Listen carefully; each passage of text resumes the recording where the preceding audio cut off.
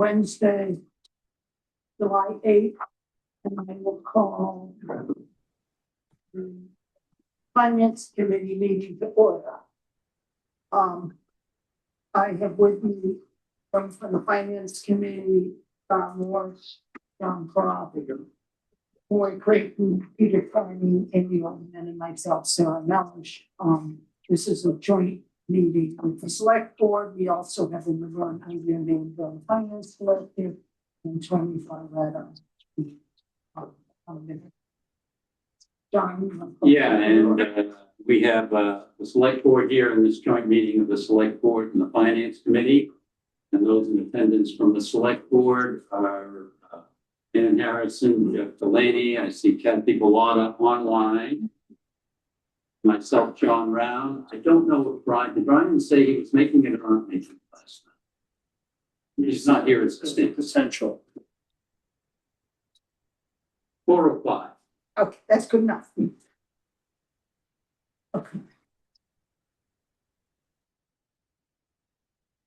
The first item on the agenda is to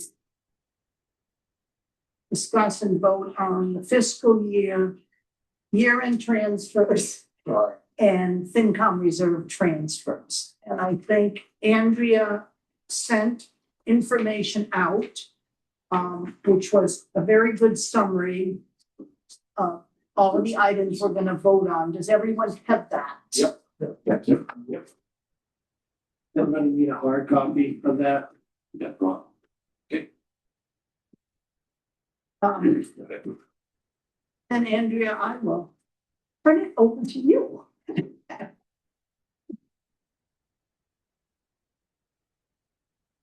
want to start off with summarize at the top is total amount of transfers. I don't know if I've done that before in the past. So after FY26, in this list was $486,544.37. I found over $630,000 available to fund these transfers. Meaning that the underspending in various accounts adds up to the 630. Yes. Yeah. Is this numbers, are these numbers similar to prior years? They are. Yeah. I mean, this is pretty much, I know the account full there. Yeah. Last year we had a little bit more. This year's. And I just will remind people that we don't have 1623 tonight, so our only microphone is at the top of the Okay. TV, so Okay, so we can speak up. no mumbling. I don't feel like I'm pointing in the right direction then. Kathy, can you hear me? Okay. And Andrea, does the 630 include reserve fund, or is that separate from reserve fund, the 630? FinCom reserve.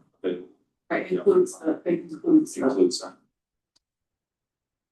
So just for people who don't work with us all the time, the next time you do it, it'd be handy to have the major categories so that it's easy to tell that you are in fact transferring within a major category. Okay.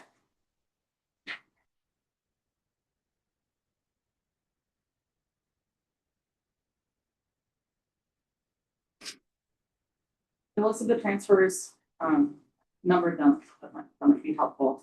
The first one is the selectmen's salaries. We needed to cover some additional hours and rate increase for the communications coordinator that was not included in the FY26 budget. It had started in January 2025.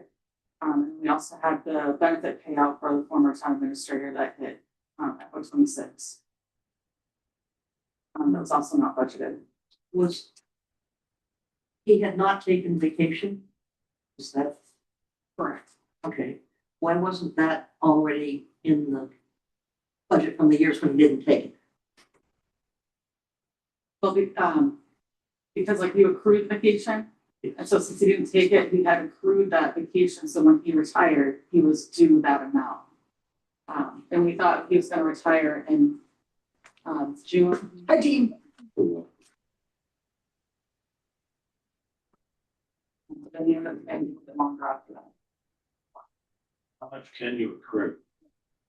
It's depends on your like how many weeks you get per year. So if you have 4 weeks per year, you can accrue up to 6 technically because you're allowed to carry over 2 weeks. But it doesn't go beyond, I mean, that's it, that's the most you're allowed to carry over. Yeah. 2 weeks. Well, here's the thing though, I mean, if he didn't make the transfer before he retired, wouldn't it be like a pension thing? I mean, if there's no money in the budget, it's late. No, it doesn't work that way, too. It's a contractual right to be paid your accrued vacation. But It happens in business all the there's time. no money in the budget. Yes, there is. We're doing a transfer to cover it. You can't. You can't just not pay a contractual obligation. Are there No, other- I agree you can't, but I mean, if he didn't make the transfer, then it should be part of his pension. Well, No, sometimes it's not, doesn't work that way. even a preloaded scheme, so you're, the fiscal year that you plan to retire in is budgeted and voted on the previous year. You may not have even made a decision to retire yet, and at that point, you couldn't really determine how much payout is gonna be needed at the end of the year, so it's kind of a hard task to plan for, in a sense. So we plug in an average number every year and there might be some people taking more vacation than You can't carry it over, that's the problem, why can he? because contracts allow it. Okay, maybe we need to look at that. We, in my previous town, we budgeted a vacation buyout line item each year. And then if you didn't need it, it would, fall to free cash. We didn't have the ability to incorporate that into this year's budget, but it's something that you could think about in the future. if you want. It's just one more padded item in the budget, is the problem. But it is a common item out there in corporate America, and I think it's a useful benefit to provide. Is that, it says including vacation time, is sick time or something included here? Or is it all just vacation time? It's a time. Sick time as well? Yeah. Would that be it? Any other categories? Just those two? And together it added up to exactly $25,000? No, No, it's 14,136 dollars. Oh, okay, all right. difference was for the communications coordination. Oh, that's right, there are two items. Yes. Which we did adjust the communications coordinator salary for the current fiscal year Sure. in the previous budget cycle, so we shouldn't have that issue. Why And didn't I don't plan on retiring either, so. It shouldn't be an issue and It's your buyer contract. So the increase started in the middle of the year, so we couldn't budget in the fiscal year.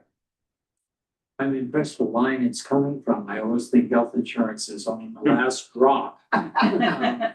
Is that because something was less expensive? I'm just awed by I that. think we lucked out, we usually have a pad of a couple of family plans, any kind of health insurance. And we thought for sure, with the new hiring of the fire department, staff and things like that, but, it's not actually needed.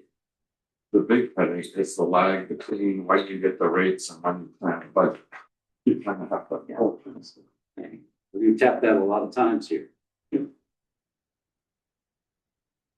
next one is the selectmen expense. I don't know if you recall last year, we also needed to transfer because we had originally planned on going from, right now we have 10 hours. And we did when we first started with this agreement with the town of Hamilton for shared HR services. But then we had said, okay, well, maybe we don't need that many, maybe we need to do 8 per week. So we were negotiating that, it didn't end up falling through. So we stayed at the 10, but we never budgeted. We budgeted based off the 8 for 25 and 26. So we've adjusted that for up to 27, but that's why this is here for. So was that just an oversight when the 26 budget was being done? Seems to me. Right, it was. Okay. The next one is IT expenses. I think I spoke with you before about, we have a lot of additional Adobe licenses. We were fortunate enough to hang on for a long time with getting the one-time Adobe fee. Where you could just buy the CD and download it and stuff, but But that's no longer the case, unfortunately, so now it's all subscription based. We did like, do a review of who needed what and, put people in the levels that they needed, so, at least it's not just one blanket. In this context, what is website accessibility? I don't know what that means in this context. So the website accessibility is, the state is requiring ADA accessibility for our websites. So this was like a kind of like, okay, well, this is the first step of what we can do for it. So, this allows like that you can go in and change settings on the website so that it becomes more ADA accessible and friendly. And so that came up, was not originally budgeted. I know, I think there's more requirements coming down the pipe for that, that we're working on. They gave us an extra year or two to become compliant. But it's gonna be a big project. It is. All documents, Past and present. past and present, now and future have to meet this ADA compliance. So to me, Encouraging. this kind of expense as a after the fact, I mean, this should have been a planned expense. I'm sorry, but if you can't plan this in the budget, why, this is like, to keep the budget process honest, we should like try to make a concession out of this year's budget to cover some of this. Because why wouldn't this have been in last year's budget? But It's a license, they have a schedule when you expire and when you renew them, and why are we exceeding that all of a sudden at the last minute? What's the emergency? no, these transfers were not exceeding the approved budget. We changed the way we budgeted a few years ago, so that we're budgeting in groupings with the anticipation at the end of the year, we would move money around. Within a group. Yes, so we're not exceeding anything we budgeted, it's just the line on which it appeared. So it's not like, there's nothing to fund from this year's budget because we have and we're still putting about 140,000 into reserves. It just seems like the residents are at a big disadvantage with this system.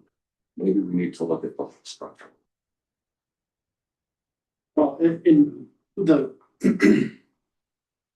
to Sarah's point, it's a moving of funds from one account to another to cover a cost, which may have been appropriated inefficiently in that particular line item, but at the end of the day, we have underspent what was appropriated to the tune of 630,000, and the transfers that we're talking about is 486,000. So we're actually spending less than what we appropriated by 143,000. Normally, any overages just go into the rain barrel, and this is like picking the pocket of the rain barrel. That becomes Go ahead, Kathy. Hi, so I understand Dean's concern. I guess can you hear me okay? Yes. Yeah, I guess the way I'm viewing this is that as long as these decisions are made during the year and we are just doing the cleanup financially, I'm okay.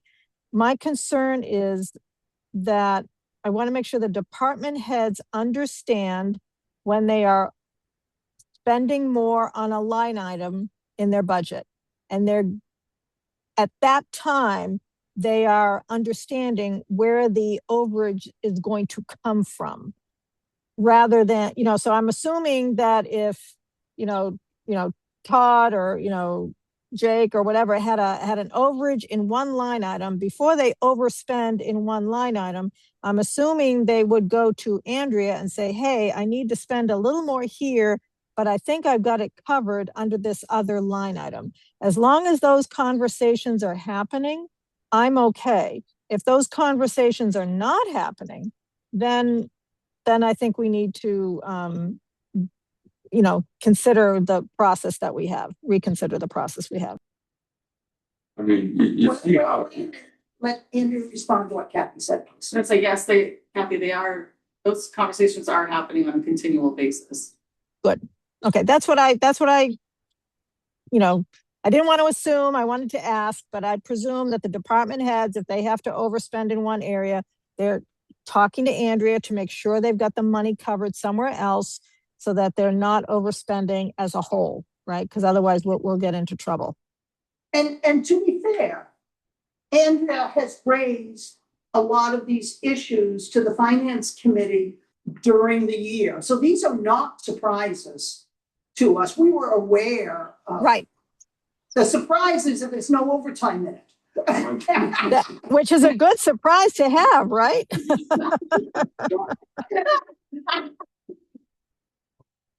Just want people to understand my perspective from a resident that's saying, oh, so I couldn't get a senior couldn't get a ride to the doctor because the employees needed fancy upgraded licenses, you know, because that's what it looks like, though.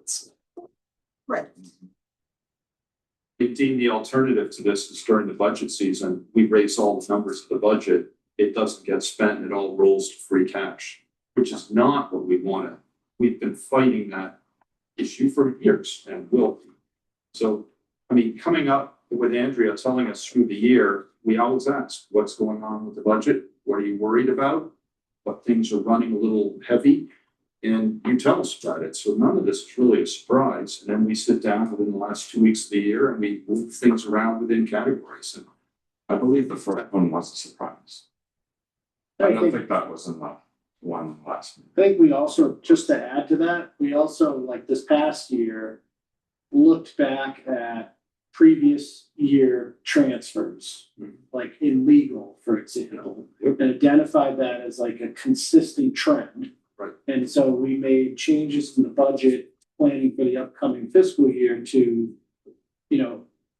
increase the line item in legal to right size it for the budget so that it's not, so we're kind of adjusting for those trends as well. Yeah. So I think there's like that extra layer too of planning ahead.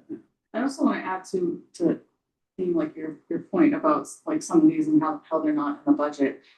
The Adobe licenses, we did not know that Adobe was going to stop with their like model, Right. and then switch to subscription base. And in order, like I could have said no, like I did say no to some people for their Adobe licenses, and we did a review of, okay, who needs what, and do you really need Adobe or can you do just a PDF reader?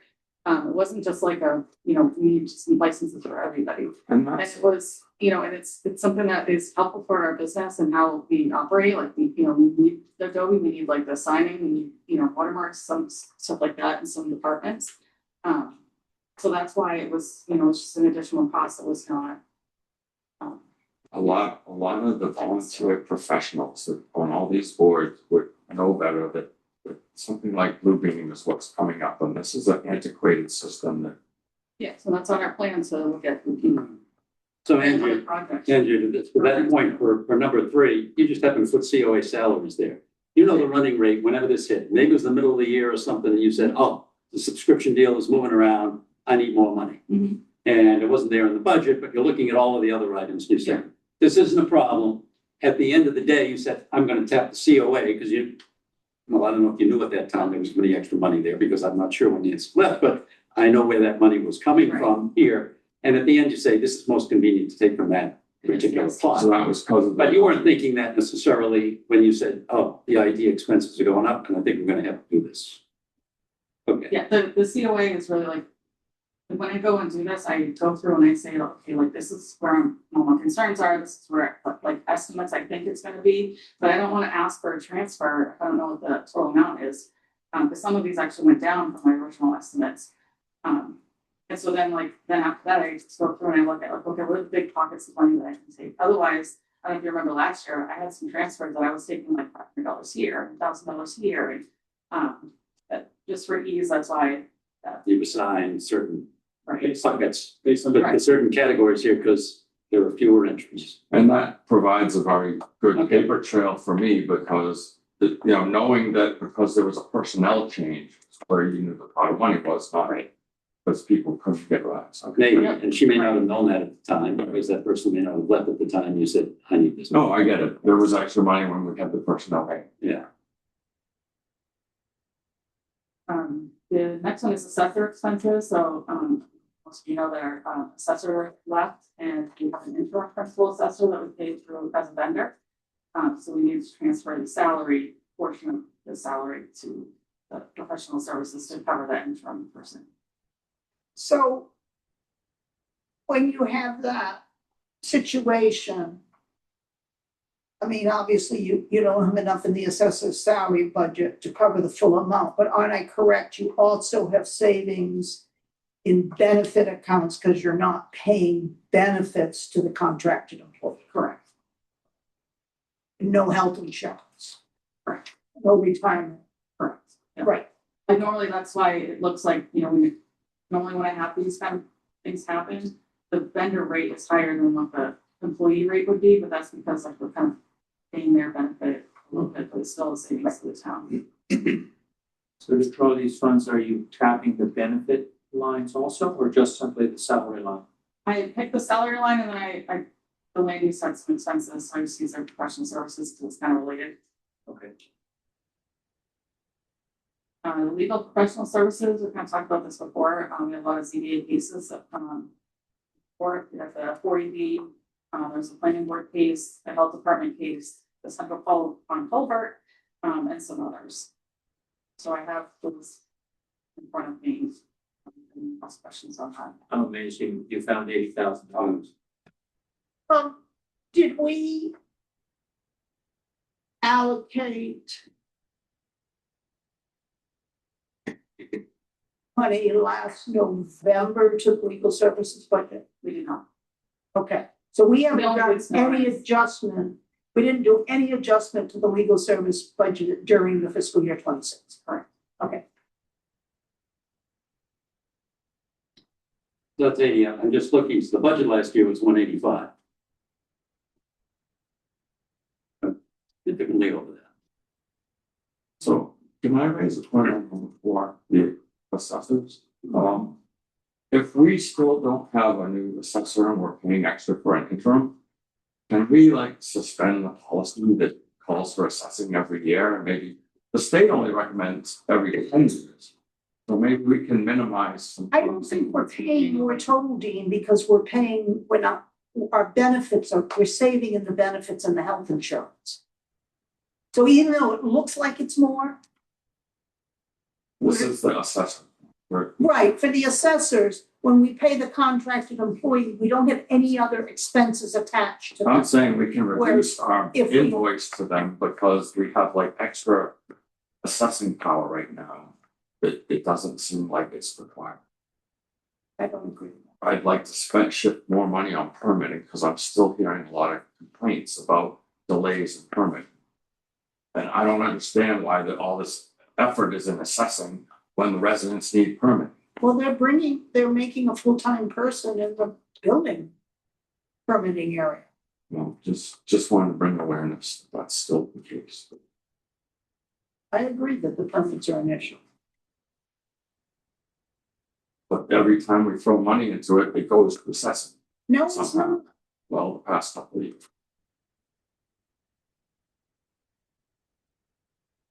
We're now separating the positions, so we shouldn't have that problem going forward. Right?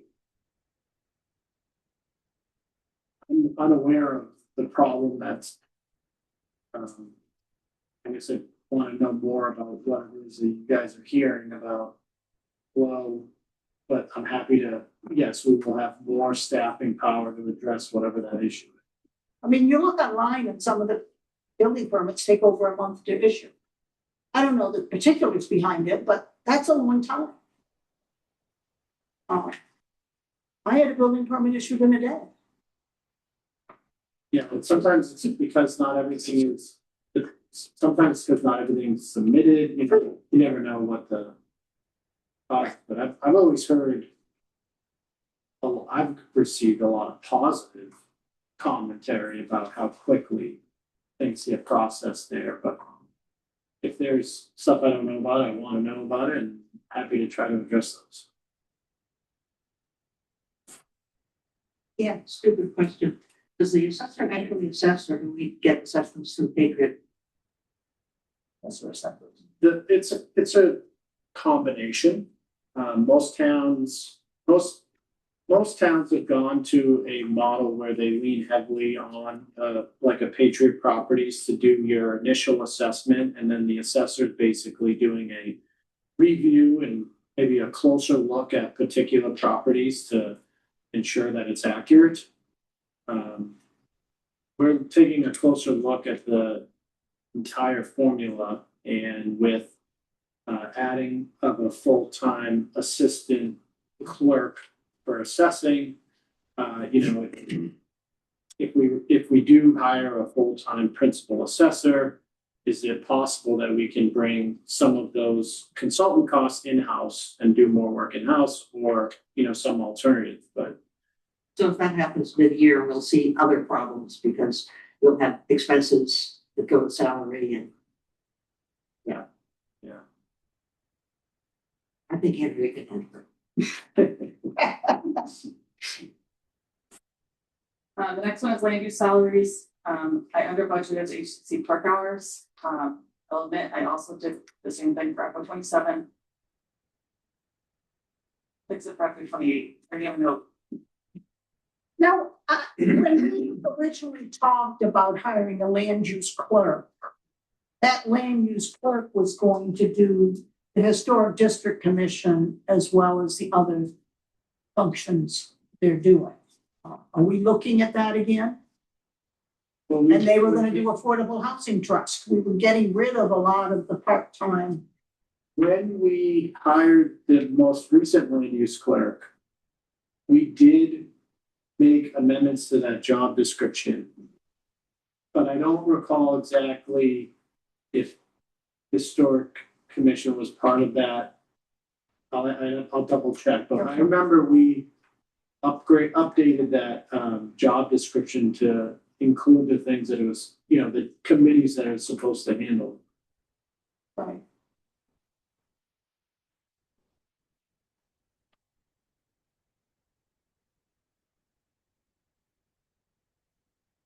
Why were land use expenses lower than anticipated? It we combines all of the departments with the conservation, historic district, zoning and planning. And historically, all of those had some kind of balances left over, and it just so happens that adding all those together is a little bit more, so. Okay. Well, I think in this fiscal year was when we hired the land use clerk, which took over the administrative pieces of the other boards, like ZBA used to have its own administrative person, now it's the land use clerk doing it. So they would have, the ZBA would have saved on expenses. Okay, so the arrangement with their assistants was contract and not salary. Now, they were employees, but they were part-time employees. So how We many need, expenses? less supplies, less Oh, things like that. Next one, number 7, is facilities expense. I should have renamed that. It's actually town hall and common. With the title. So this is the town hall and Seaside 1 of electricity.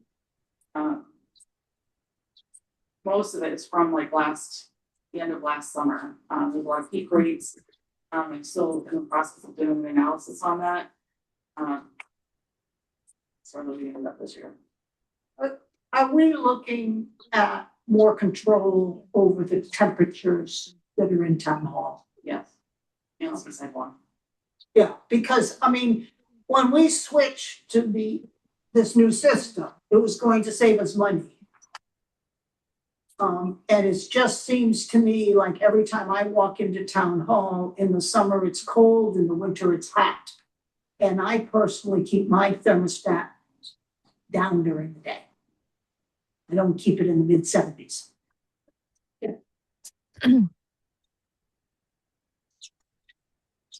Sarah? Sarah? Yeah. Go ahead, Kathy. Yeah, sorry, I had a question. So Andrea, how much of the electricity cost that the town hall is spending is due to the free electricity we are giving to electric vehicle charging. The first 2 hours of any electric vehicle charging is free. I've asked repeat, and I am an electric vehicle owner. I'm an electric vehicle household, but I'm telling you, we don't need it to be free. Okay, so I don't know how much we are giving away, but I respectfully, again, ask that we stop. That's definitely on our list to take a closer look at that and make some sort of proposal of how to adjust accordingly. What electric vehicle owners care about is reliability and accessibility. We have that. We don't need it to be free. It's much less than filling up the tank at the gas pump. That's one of the reasons why we have it. We don't need it to be free. Thank you. But I mean, how much over the budget was it? This is like 50% over, isn't it? It is. I mean, It's a lot. we weren't even close. No. So I think there's something with the process. Again, they lowball the electric to get other things and then you approve it and this happens. Well, didn't we change it in fiscal year 27 so it's more centralized? Right, yes. So maybe that will help. Well, we're seeing rate increases as well. Was that part of the equation? Or is it That's part of the equation. It's usage and rate increase. Do we know what the rate increase has been? That's what I'm putting together. I'm working on it. So we have a lot of accounts. It's not, I wish it was like one master account, but they're all separate meters. And those rates change every 6 months. It's usually August and April, I say. October, I think something. October and April. They don't change. Also, dealing with National Grid is crazy. Deal with this. If they're late on bills, I mean, their timing is all over the map. Andrea's 72K, I presume it doesn't include enterprise funds like water and sewer. That's capped in those two. Yes. Is there a That's big the electric- last week transfers. Yeah. The next one for property insurance, you have the marina policy, which I added for FY 27. I looked back and I know I started this policy in like right before the season, but it was like after, so I asked for a transfer last year because the budget was already set for FY 25 and 26. I started the policy at the end of FY 25 because we wanted to get it in place before the voting season and ensure like our harbor was covered for the insurance policy, because our regular property insurance does not carry or cover the years anymore. So Is that what we're talking about with the? That's what- so that's what we're talking about under the property insurance. And how much of that, if any, should be found in launch or other budgets?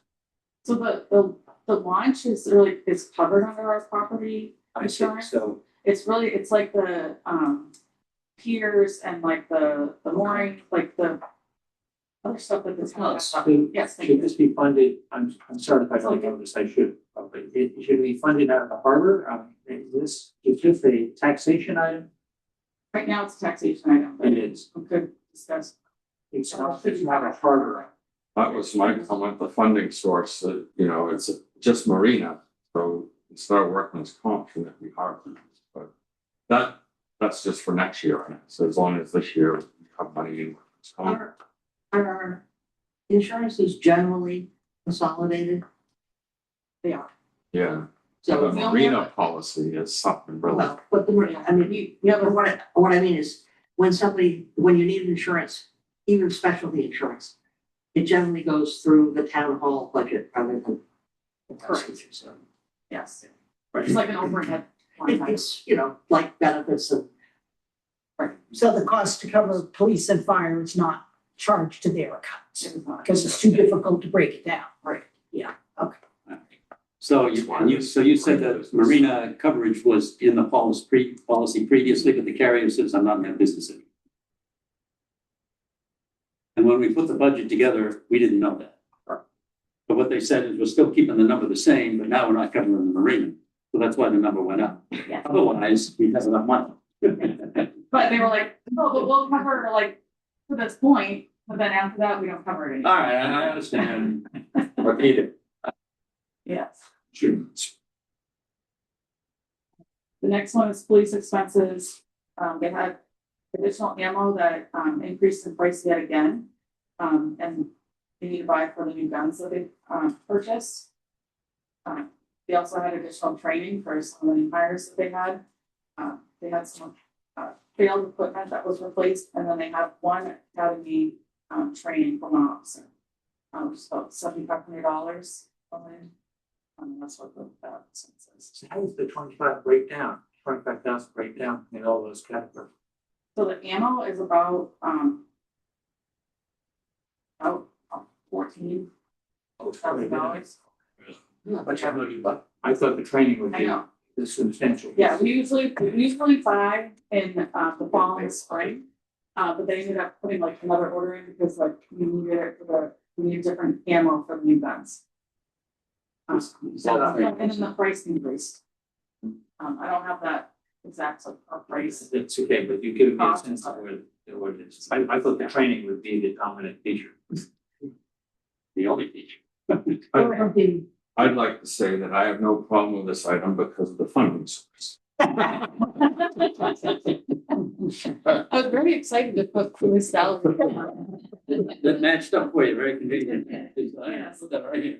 Talk about those discussions with the department heads and where it's coming from. Good about that. The next one is parking, skip fire. The next one's fire expenses. Again, their electricity was $8,000 higher than we had budgeted. They had some medical evaluations, uniforms for new hires, and we switched our ambulance billing and collection company. And they are collecting more, and our fee is based on a percentage of how much they collect. So like we're getting more money, but we just have to pay them a little bit more. So is our That's not net budgeted. revenue better? A little bit, or $50,000 more. But will we learn our lesson from the parking meters on that stuff? Renewable electricity in this year, we found not in that budget. I mean, now that you've centralized electricity we've gone to centralizing electricity bills. Not all the way. So like for FY 27 budget, we left the budgets in each of the departments that have electricity the same. And then we added a line item under my budget for like anything over that. Yes, So they're not centralized. no. Oh, we I know. thought If they they had- go over, then like they have to see me and like then Are we Yeah, on working my towards budget. centralizing it? that's been since I've been here, one of the discussions has always been like the want for departmental costs. Through costs. True cost per Oh, okay. department. Yeah. That's why we still have like postage, like I think of postage as kind of like an overhead item. But it's in every single department. We used to have paper, like the town hall paper here, allocated to each department and so I stopped that because we all use paper and it's just okay. And you can't like, it's a little hard to tell with some of the copiers, like, how much did you actually use? And things like that. So- Unless you pull it out every time you use it and have to put your own paper. That's a great idea. Electricity, especially recently, rates have fluctuated a lot in previous years, and so we found. Even in my last town, and even this year, department heads, coming in with. Different percentage increases in their proposal because they are trying to anticipate. What their electricity might cost that upcoming year. We said, just everybody go with the same percentage increase. And then we'll put extra in under Andrea's control. Instead of it becoming a budget line item that has potentially extra buffer that gets, because it's an expense, it's under the total expense number. Yeah, I was driving towards the question, have we centralized electricity? And the answer is we have not, because we really want to know what it costs to run the department.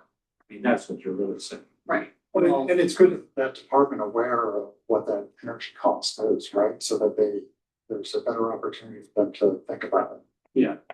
Have we considered solar on the fire station? That has a beautiful big south facing roof. Who knows the study? Green communities. Fire departments don't like rooftop solar panels. That's what's the electricity budget roughly for the fire department in their 8K? And I guess, Yeah, they're I know they're running high, but we're not seeing it with police and we're not seeing it with DPW. So I know it's very spotty, but I'm just curious. Electricity keeps coming up every. It's like, how do we right. get around this? So like for police, I mean, they're part of the town hall building, so Okay. they're part of This. this, so that's why it's not in their budget. DPW, they have the garage, and that goes under their DPW budget. Yep. The sewer and wastewater treatment plants go under, you know, those enterprise funds. So like, it's kind of hard, like, especially for town hall, like, you want like a cost per department. It's like, I don't, you know, if you allocate that to police versus accounting versus, you know, things like that. Like, there's no, Yeah, I know, yeah, is there electric for the police department for that? No, it's part of the town that's under hall. the town hall, yeah. But anything part of the town hall should be that. You know, I do, we've talked about this a lot, but I would be nice to see sort of a concerted effort on focusing on potential installations, because the town hall is all electric. Fire department is, it's got a boiler, but there's also electric in there. The water department and the sewer both have tremendous amounts of electric in them, you know, so wherever we can pop some panels on that is all to be good, I think. It'd be nice with the old dump site, or the black earth, like. The sooner we get active and, you know, comfortable with using solar, the better off we're gonna be. Even if our first foray is not too successful. But the sooner we get into it, in the long run, we'll be much better off. This is a very efficient way of covering some of our energy costs, and it is the future. So we oughta kind of start to, it's hard to do it because it's, you don't know what's going on and who to deal with and that kind of stuff. But sooner we do it, I think the better. I mean, I think to your point, Gar, Cape Ann really does have a concern, serious concern about electricity. Yes. I mean, Cell Signaling's worried about this. Varian Excel supply, applied materials, huge consumer of electricity. And they run their stuff at night because, so this is only gonna get more interesting as we go along. We had a great big building where I work. 250,000 square feet. And it took a lot of work to get solar on the top of that building. The output was immense. The tenant was General Electric. Financial company? Yeah. Wow. This, the siting of it, so there's, as you know, there's a ton of different layers of complexity. Sure, absolutely. One of the challenges that we run into is the size of the system that we're likely pursuing is then triggers a process with National Grid as to whether their substation can take on that size of generation. Uh-huh. And National Grid is not usually. Yeah. Sell back equipment. Like, if you put it on your house, it's, it's go up, it's usually, those are such small panels that it doesn't trigger that type of requirement, but, we've looked at it in the past and they'll require that you pay for a study analysis on the local substation. And then the results of that analysis will require some sort of capital improvement on the substation that they'll make the town pay for. And so it kind of throws off your early returns on the investment. And the bigger challenge is that they're just very slow to move that process along because they're slow. Well, and they're not interested. But the interesting thing is that I have solar and I have a battery. I was just. And they're continually coming to me and saying, we'll pay you $1,200 a year if you will let us use your excess capacity in your battery during peak command. Right. And I choose not to do it. So they're obviously looking for excess capacity. Yeah, they're looking So at- I don't see that it would be a big issue. that, solar system with battery, storage attached to it is where you really. We've been That's looking, that's the true benefit, but it's a huge investment upfront, and there is some tech, like siting of battery storage is another. we've been through this. Mine's my garage. We're looking at maybe use our electric school buses as store. So we can store it Huh. during off-peak Mhm. and then, put it back to the grid. Yeah, During peak. yeah. Huh. Well, you're gonna have enough buses to do it, and Right. that we would ever have that. So it's obviously the amount we're spending on electricity is something that we have to figure out. Right. Or how can we do a better job at this? It's very hard to do. It's a pain in the neck. But if you do it, it's pretty good. I think Is that Chuck? Chuck has his hand raised. Go ahead, Yep. Chuck. Sorry, I can figure out how to change my name. But yeah, we have looked at solar at least the water and wastewater treatment plant, and we likely would do it as part of a roof replacement on the wastewater treatment plant and potentially the water treatment plant. The issue that we've run into is the paybacks aren't as good in terms of years, it's the ROI as it once was when you could get like 25 to 30%, back in federal rebates. So that's, it still pays over the long term, but the 20-year payback for the capital is very, is still kind of a tough pill to swallow when you're looking for, like Tony said, this kind of big numbers that you're looking for. So we have looked at it. I can't remember if we've looked at all town buildings, but we've definitely looked at like the plants and those types of things. And so that is just kind of the barrier to entry right now is with the rebates gone. All the leasing programs don't have, are even worse payback. So you're really going to be able to pay for it, kind of all up front.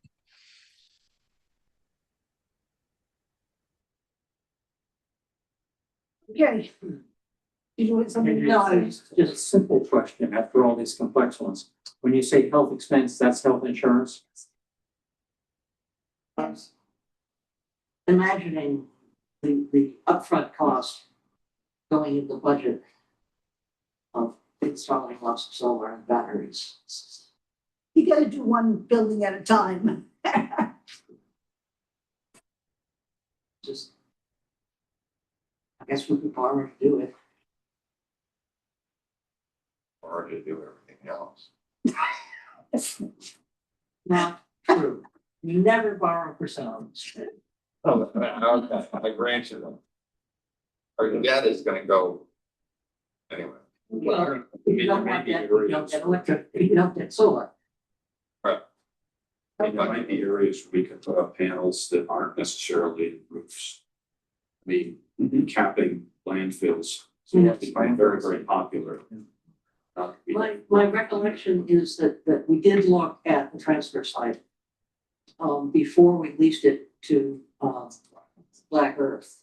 And I don't know how biased the assessment was, but the assessment was that Black Earth would be a better use for that site, given its location and terrain. Straighter bias. That's correct, Ann. And Hamilton put one in right next door to our landfill, the same idea, but they had much more acreage. And so their payback was better on that one. We did not have nearly the payback on our area. Let's move on. Okay, next one is parking source expenses. We talked about the parking sticks. I realized that when I sent you, it says year 2 or actually year 3. A 5-year contract. And then we have like a slight increase of, for resident stickers, about printing them. Can we revisit this resident sticker? This has been a disaster ever since we did it. And did not save the money we were supposed to save when we switched from having the town clerk do it. I mean, we had resident stickers for every car, and then you had separate beach stickers that you bought at the town clerk's office.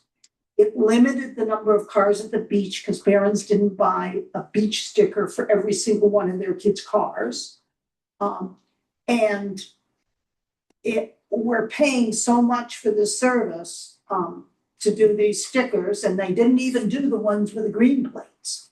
The select board brought this up a couple meetings ago and added it to our action item list. That was good. Take another look at how we do stickers.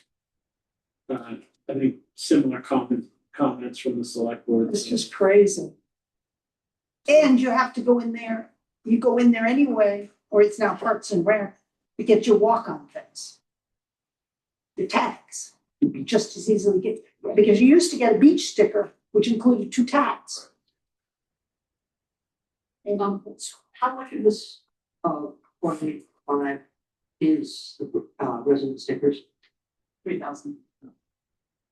So that brings up the other point of how this contract was negotiated without any consultation with the finance committee. And if that's a violation of that administrator's contract, which would allow us to take this 58 off of his 25 that we're given. Because of the contract violation. I disagree with that, Dean. Okay. These parking sticks were brought to a finance committee meeting. We were aware it was occurring. There was no details of the negotiation with this deal with it. None of it. And I've heard he has an interest in the company. So isn't that a conflict?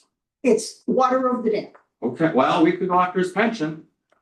Is there a requirement that contracts of the town sign with vendors be approved by the finance committee? We're just advisory. No. What's in that? But I think we're more advisory on the idea. So we talked about the idea. Well, you may be happy to hear, we just sent the contract over to legal this week.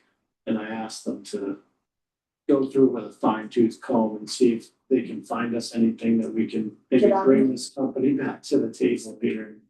Because it's not a great deal.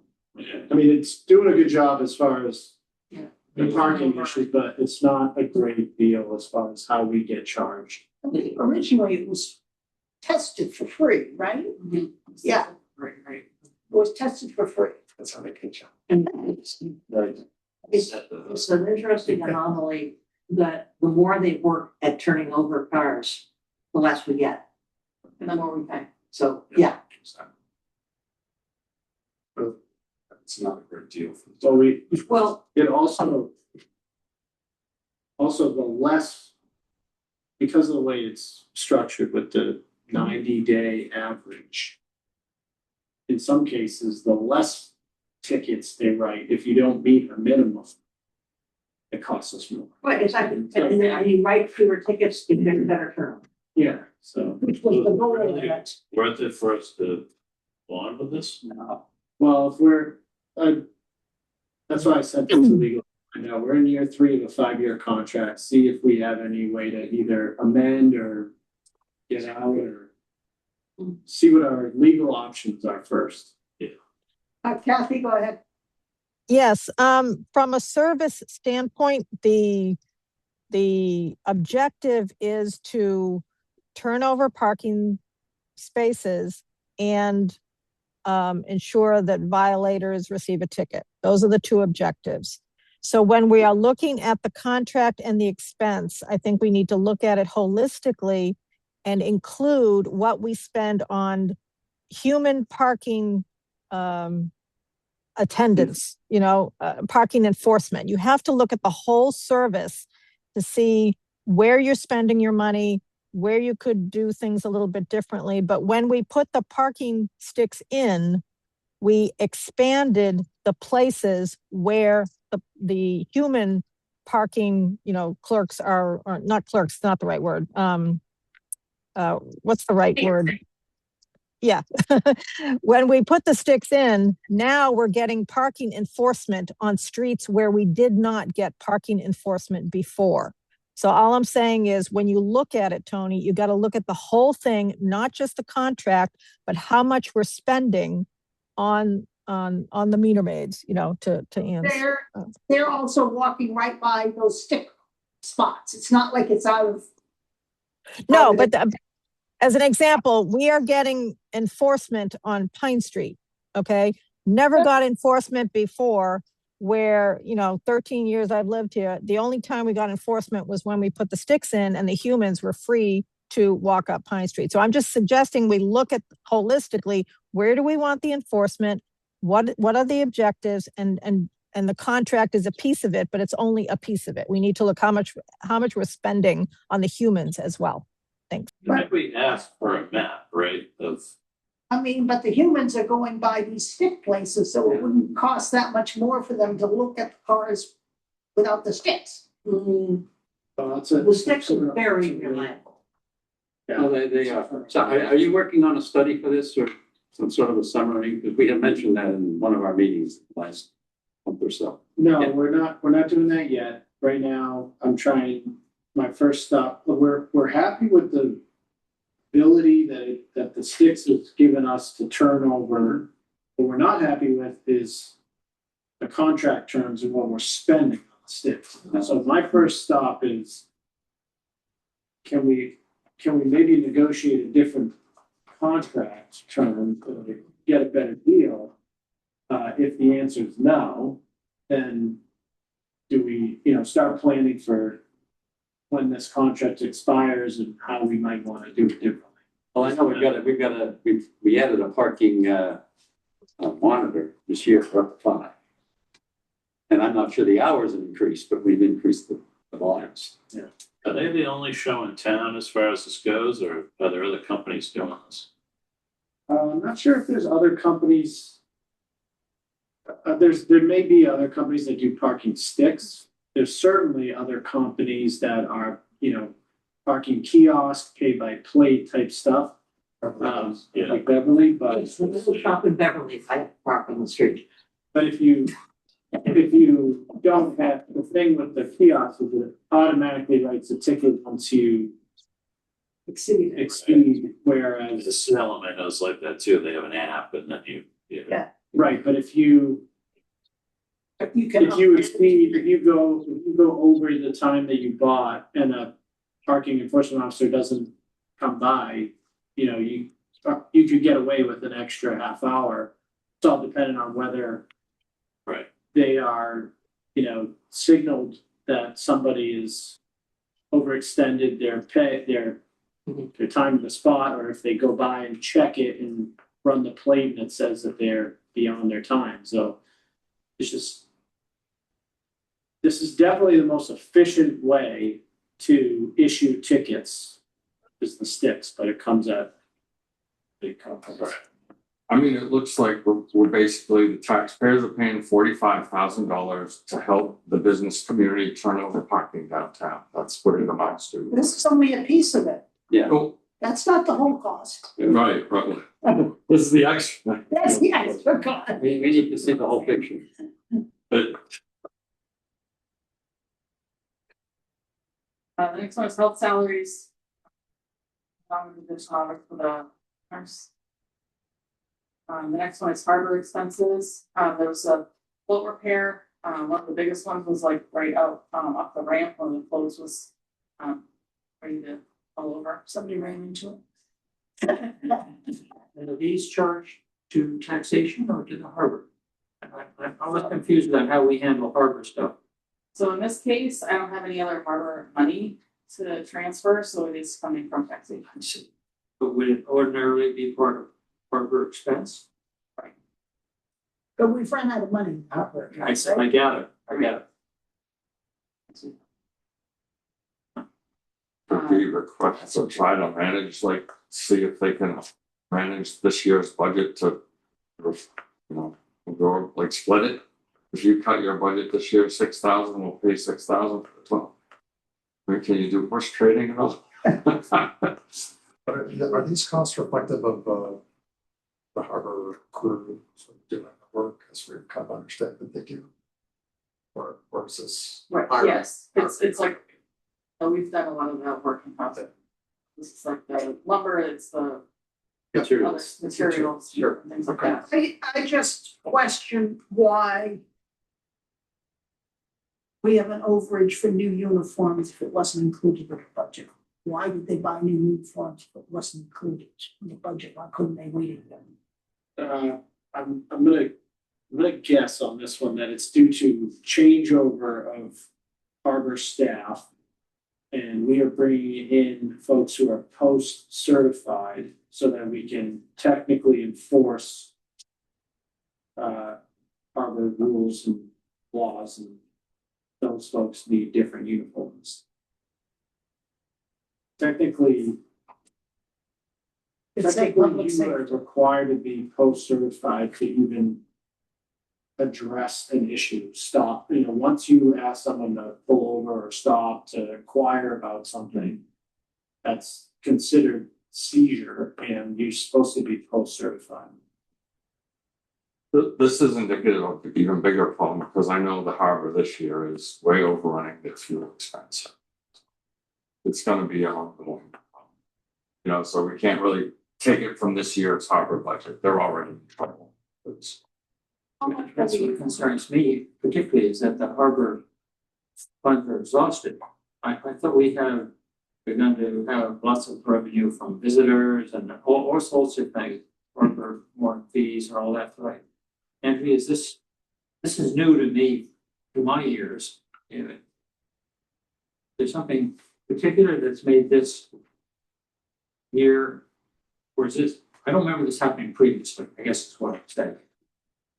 And this past year has been a kind of like a conversion year, if you will, too, because the harbor master is training the new, like the deputy, and they've had a lot of things happen this year.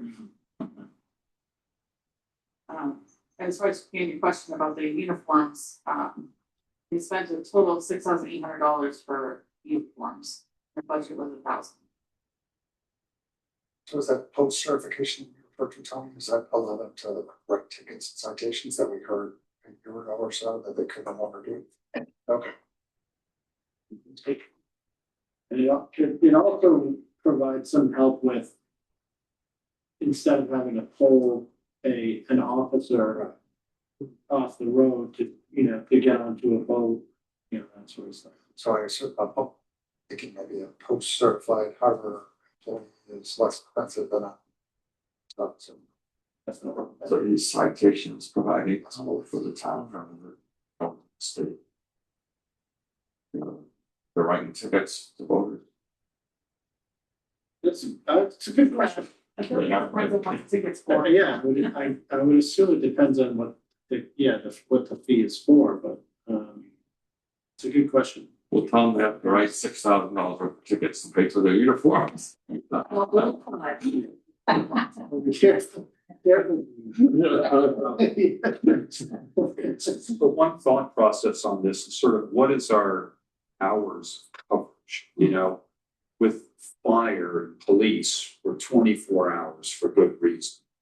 But the harbor, is it weekend coverage and weekdays? It's kind of whatever. And I guess where I'm going with this is if the budget and expenses are going up, maybe we don't have to cover 24/7 on the harbor, and we leave out Tuesdays and we leave out Thursdays. And get a little relief on the budget. Obviously, want to cover weekends, but presumably you're thinking about coverage time. I think it's easy sometimes to say, got to cover it all, but do we need to do that, and are we obligated to do that on the harbor fund? Well, I don't think we're not covering 24/7. I know, No, but are we over covering what we? That would be, it would be Yeah. interesting to compare with the coverage with other. Communities. There's probably union this shit is and stuff. salary.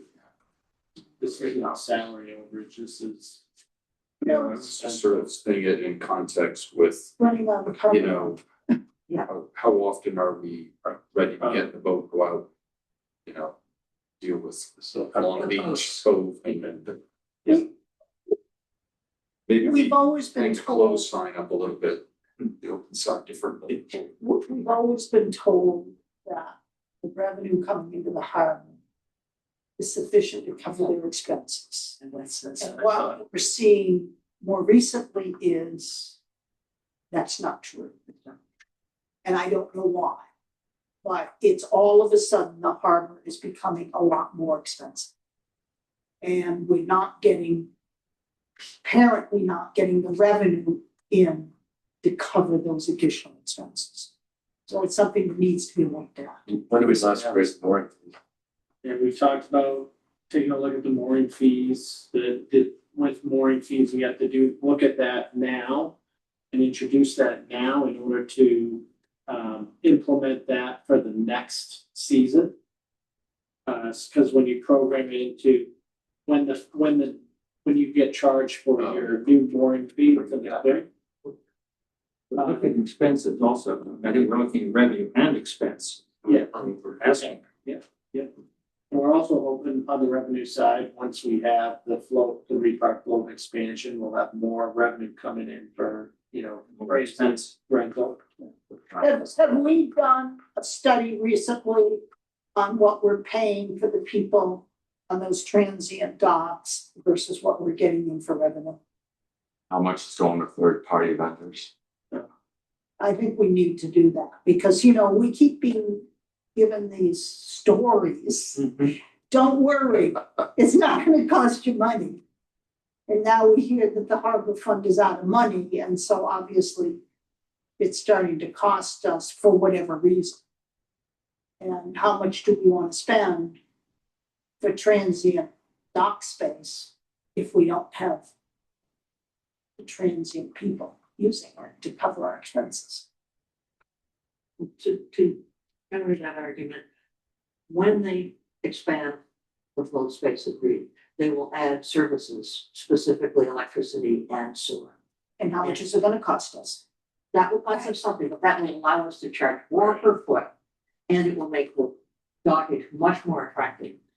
You're putting an unsupervised hotel in the middle of a neighborhood. How can you do that? Well, pretty easy, actually. It's trial of the residents. Okay, let's move on. Then go another rabbit hole. The next one is harbor launch. Looked at was the winterization and storage of the launch boat. Came in about $200 more than we had originally anticipated.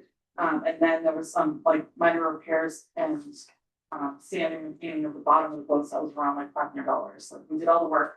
It was just the materials to do that. And that's included, Revenue sufficient from user fees to cover this. Yes. and this expense is included in the summaries you give us of the launch services, revenues versus expenses. I thought we stored it on our own properties. Did I say that again? I thought we stored the boat on our own properties. You did. By the water treatment plant. Yeah, they get the boats ready to store. Like we don't like do the covering, like we store them physically, but we don't do the like Plastic stuff on top. Sure. like you know, and all the fluids, all the. That's a big overage. At some time, I would like to have a complete format reporting on our launch, harbor, etc. in a consistent fashion so that we can see what's going on and compare year to year. And it really is gonna, I hate to burden the harbor master, but he's gotta kind of be like a business manager who, you know, has got revenues and expenses and capital items and things, and he's gotta be able to kind of explain this. And Andrew, you should not be burdened with, I know. You've got enough to do. So, I mean, somebody, and maybe it's the harbor master, needs to be the manager of this business. It's like a discrete activity, and it'd be great to have a regular approved type of reporting that we see on a, periodic basis. Would be wonderful. Do you want to break it out into its own category? I was gonna say, in those quarterly financial reports that I provide, I do have, those categories, but it's not by itself. Okay. It's like, sounds like you're looking for something. Well, this recently needs to be by itself.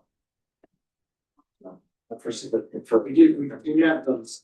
Oh my God. Launch report that we are keeping up to date on a calendar year basis too, That's great.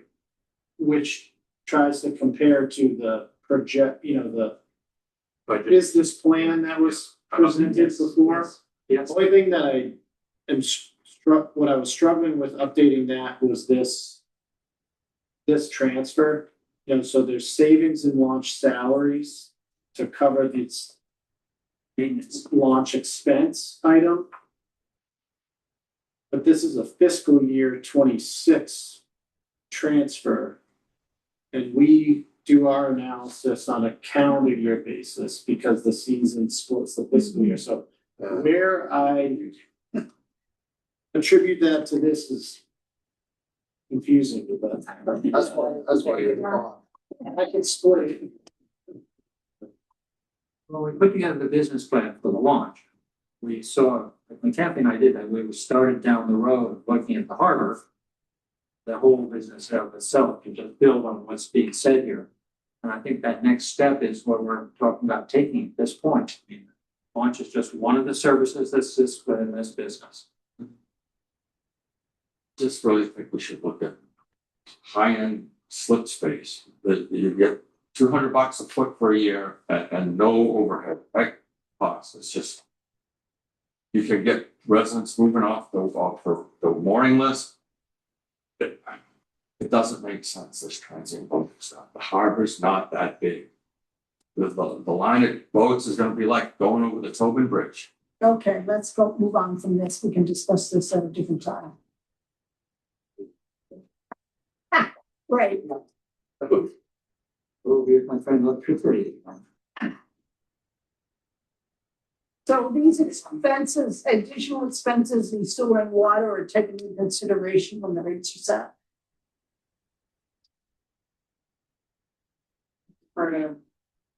But normally that I go by is when you go set the budget for the sewer and enterprise funds. I keep a total, including all transfers to general fund and everything else and capital, and come up with a percentage increase. So these technically are not in that rate. Because we've always said that payments out of the FinCom reserve fund should be for unexpected budget items that arise during the year and not for overages. But that's supposed to be, like we did something for the fire department because it was something, can't remember what it was for, but There's a lot of oxygen tanks, SCBA. yeah, Grant match. right. Because that wasn't apparent, and so it disturbs me that we're using the FinCom reserve Well, for for sure. these items. We have another 142,000 that we're not tapping, that's going to free cash, right? So you could pull it from those and this goes to free cash, but at the end of the day, it's the same. Theoretically is different. Wouldn't, Psychologically is Yeah, different. so It's different, but just. Yeah. both Well, I guess of the way it's since it's going to a different fund than the general fund, we talked about the categories, that's why I take it from the reserve fund. You don't have, So you're not supposed to make transfers outside of the major categories. Right, so that's why I'm using reserve fund for the sewer and water. don't have an enterprise reserve Yes. fund in the sewer. Pretty good idea. Yeah, we do, We talked about Yeah, I thought we had reserves in the enterprise funds. we do, yeah. I But think- they have to They're be not- appropriated it, right, by the town, there's retained earnings there, right? but it's not like a reserve fund. Right, it's not, it's gonna be appropriated, so we can't just tap it. You can't just for the expenses. Right. Now, I'm sort the of other thinking question, we oughta not take it out of the reserve fund, but say, no, let's go back into these unspent budget categories, try to find it. Oh, Yeah. but There. that will violate what the town voted for in terms of budgeting, yes. And it's gonna fall within these. Major groups. Yes. So this is a problem, So. this overage on the water and sewer, and how do we avoid that in the future? You got it next year, so you raise rates, right? Yeah. I mean, obviously, you've got rates and you've got usage. Usage is a variable depending on how sunny it is, how much water people use, and how many times they flush their toilets. At the end of the day, it's usage and rate. But- And presumably, you've got, This is unrelated to the rates. The problem is because we didn't appropriate more. right, but in the budget cycle next year, you would presumably expect to see $80,000 more on the budgeted expenses. We appropriated. And Coming out of and we'd the be setting the January. next budget so that this doesn't happen. Is this a function of like increased consumption based on a change in operations? We're just increasing rates, these electric rates and chemical costs. I know I've checked the rates and have drastically changed. I cannot speak yet to the consumption. Yeah. That's why I'm putting spreadsheet together It's true. of that. This And the chemicals are just, quite often on utility rates, there's a line item, utility companies have it for, for fuel. Fuel charges, Right. that's a variable charge that happens based on what they're seeing. What they're coming for. is anyone else half expecting that pot of money to show up because of the new water meters? I mean, other towns, people are complaining about their bills going up. I don't know. Has there been this chuck on? If there's any feedback on the new water meters or any increased income? I'm here. So we're definitely capturing flow that was never captured before. We have not received any complaints about bills yet. We have had a couple, people have big bills that didn't expect them, but it's basically been because they've had leaks or other usage that they just didn't realize they had. So it might result in more revenue, but I'm kind of taking a wait and see approach on it. I'm not kind of counting on it for anything. And we did say that we would, outside of this conversation, we did say next year we would, once the meter project was fully implemented, we would do a deeper dive on the rates. But that's yet to be determined.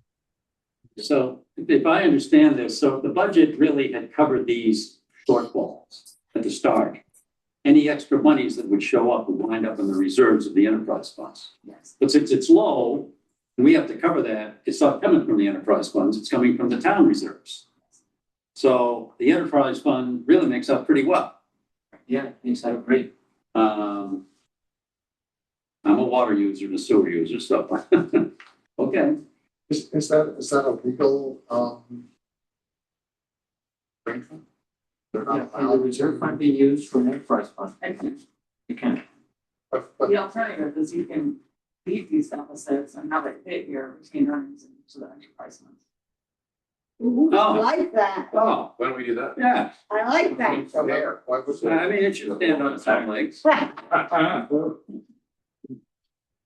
What are the pros and cons of Yeah, that? what are the pros and cons? Well, it depends on what, if the enterprise, say the sewer enterprise fund, which had a very low, earnings balance, could go negative, and we have to raise it when we have anything. Would our bond rating go down? And it doesn't, it's not a good luck, but I wouldn't say it would.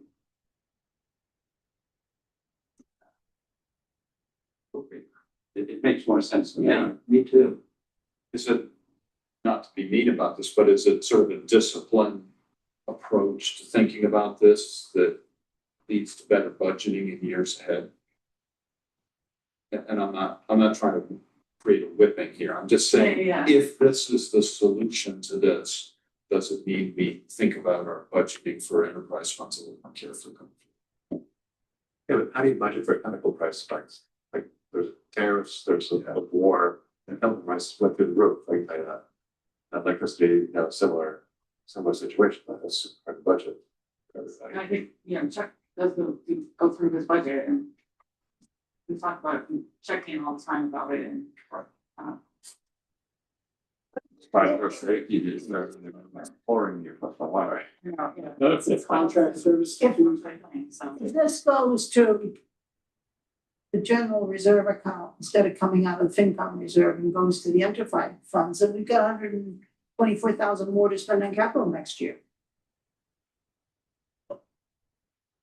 which we don't under this approach. Unless you want to appropriate, like we have in the past, from sewer and water enterprise funds.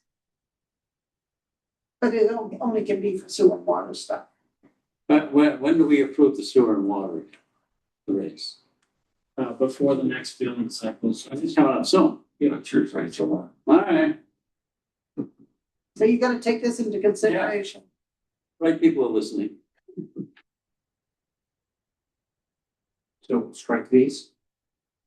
Based, just off the top of your head, based on revenue from these enterprise funds, water and sewer, what do you think it would be in the rate to make up this difference? Are we talking like a cent or two, a few pennies a gallon, a few pennies a, Yeah, I have to look at that. is it just like lost in the radar, or is it actually? Well,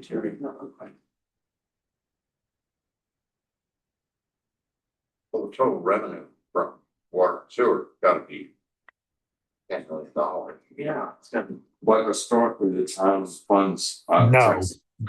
We're not making 10 million a year by any means, but we're like, yeah, we're in the 1.1 to 2 to, on a good year, 1.6. But like you said, it's the issue that we have is like, if we weren't, having water bans and in drought and out of drought, and then we had a well pump failure, like, we make the money by selling the water during the, so people can water their lawns. Like that's very unreliable revenue. So, and it's hard to predict, how the revenue is going to come in. So that's why keeping the money in the reserves kind of usually will kind of flatten that out, and we don't really have to worry about it. I'd say this is an anomaly year in terms of the transfers we're looking for tonight, but either way. Well, if this water expense, it covers that variable message sign blocking the high sidewalk downtown, I recommend we cut that expense. what do we have in retained earnings? In the enterprise funds. In each of these enterprise. We had a lot. I think we have like a couple 100,000 in sewer and a couple 100,000 in, a little bit more, I think, in the water last time we looked, Andrea, right? But I think the issue is, like Andrea said, this year, the money that came from the sewer, I think predominantly what was on the capital side was from the retained earnings. So if that money's not there to draw on, then I'm going to be asking for it right back, from the general fund or from, some other form of taxation.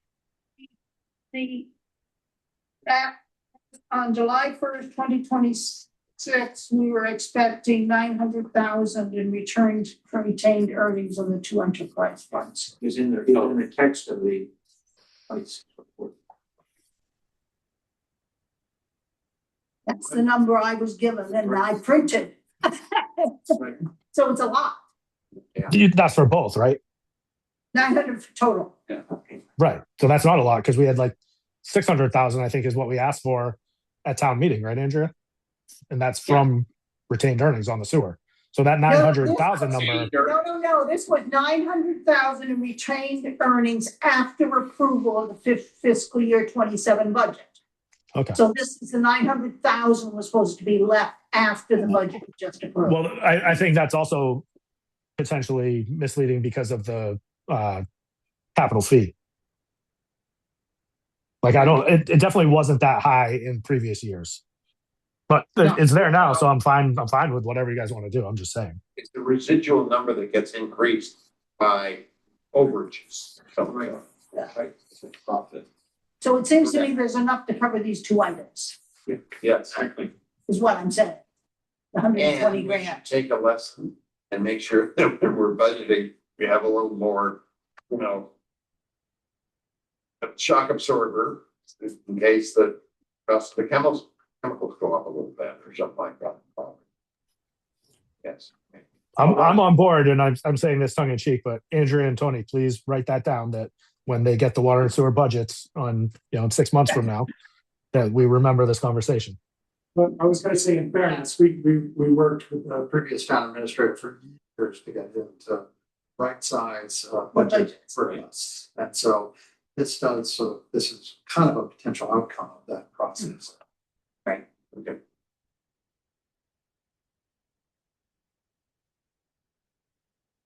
Well, it's thought of enterprise funds as being essentially totally self-contained. And when you spray outside of an enterprise fund for sewer or water, something's off. Okay. That's why I'm surprised, because I don't feel like this. We have done some transfers from reserve, but they're not in this amount.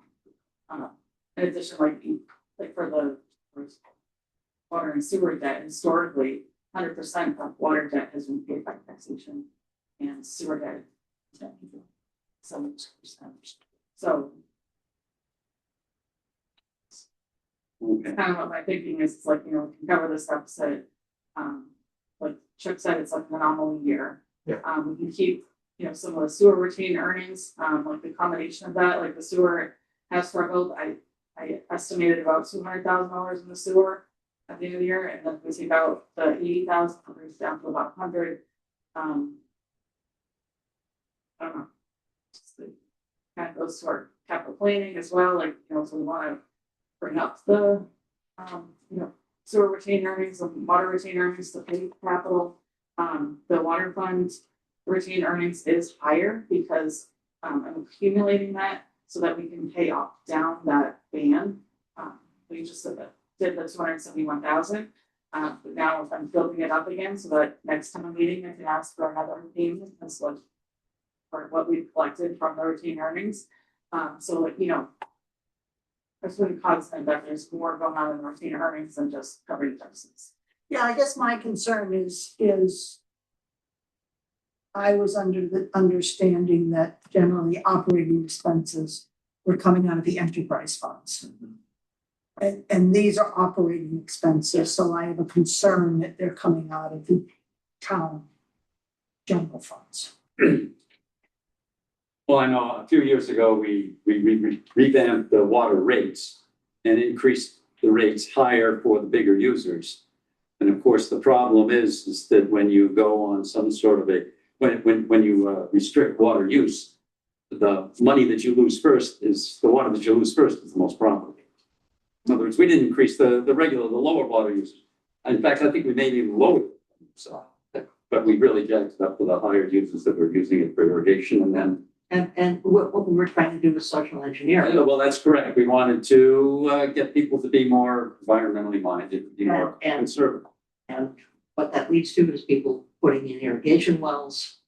I don't know that changed very much in terms of customers, but when you put restrictions on watering your lawns, the profitable water goes away. So what's the resolution here? I'm still a little confused at where we're coming out on. Is it gonna be taken from retained earnings or not? And it's up to the two boards. Okay, I thought there was, You're hearing from, because I propose it be taken from retained earnings, they both case it. I agree.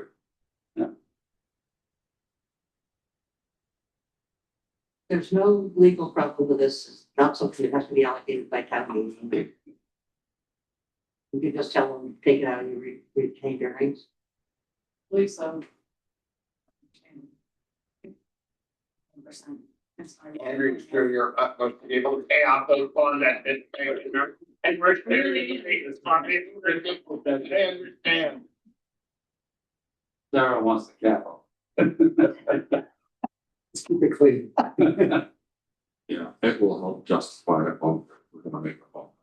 Yeah, Right. yeah.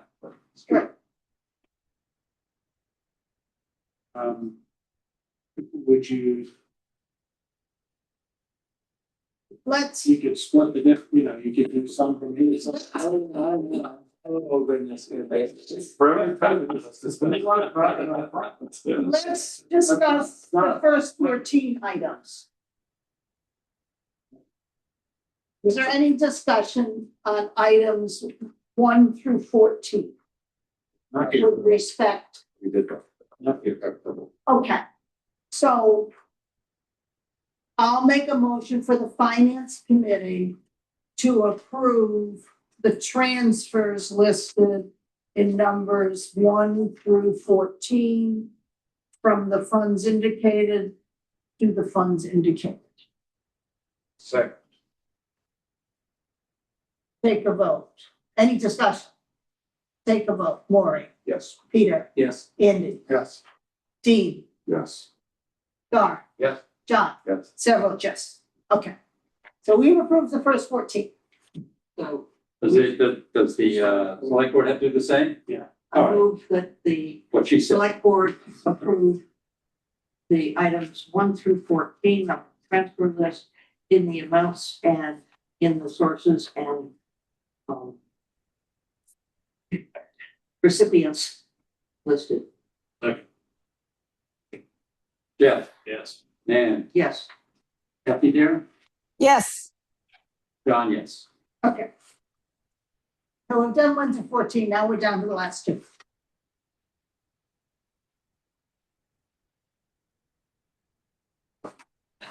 Just like we discussed it. Right. Well, I'd like to make a motion. Okay.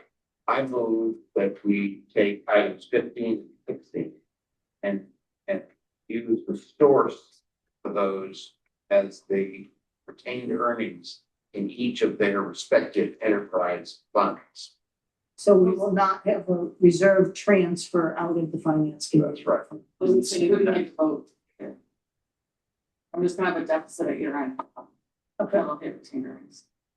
And I second that. So we just vote not to Approve the approve 61. for the select board. I move that we not approve the transfers listed in 15 and 16. Second. Yeah. So this is yes, right? Yeah, that's yes. Yes. Yeah. Yes. Nan, Kathy, yes, and John is yes. Okay, so I make a motion that the finance committee does not approve the transfers listed in number 15 and 16.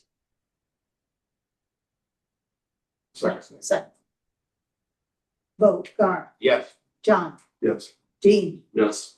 Larry, Yes. Peter, Yes. Andy, Yes. Sarah votes yes. That just winds up as kind of mathematical entries when you put in the spreadsheet, the math comes out that, retained earnings drops. And you guys have to increase the water and sewer. rate. Time for Josh. Yeah. The motion's withdrawn, people think. But The motion. Oh, yeah. I had a prior motion. this wasn't second. Withdraw that motion. It wasn't Yeah, second. right. Thank you. Okay. Finance committee has more items on their agenda. Is select board staying for some of them or are you adjourning? All right, I what do you move, want? I move that we adjourn the select board meeting. Okay, Second. second, Kathy, yes. Jeff, Yes. Dan, Yes. John, yes. We will stay if we so desire, but on the record, we're not here. Okay. So the next item on the agenda is an update on the sanitation contract and the impact on the fiscal 27 budget. According to my records, we budgeted $633,039 for collection. And we had $335,000 revenue from bags and a $45,000 expense to create the bags. And which expense? $45,000 to To make the print bags. 35, 45 to make the bags and $335, 335. that's revenue was included in the fiscal year 27 budget, and we included $633,039 for collection. these numbers do not include disposal, which is outside the contract. Correct. So where do we stand in relationship to those numbers? So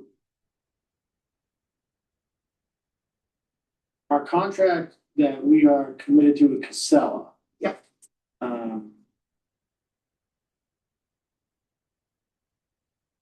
Is less than the 630,000. As of right now, the total number for that cost is $613,080.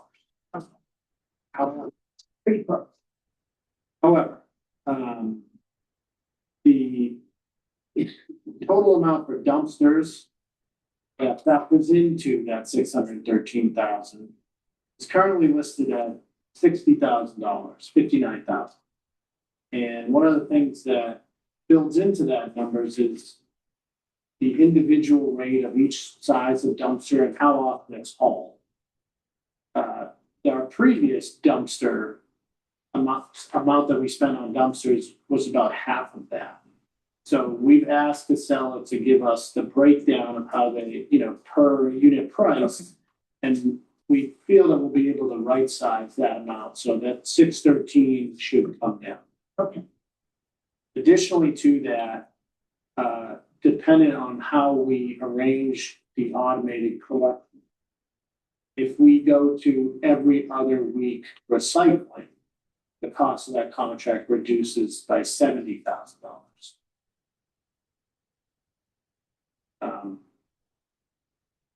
Now, the other element of that conversion is the bag revenue. So we have $335,000 in projected revenue from bags. It'll be a So little, that, there's 45,000 for printing, does that come out of that? number? Yeah, where is that shown? Would be debited out of it. 290. Yeah, okay. it's a little bit, keep in mind that this conversion is happening midway through the year, or even on the early side of the year, so it's not a clean analysis, Right. So bags we're buying bags right now.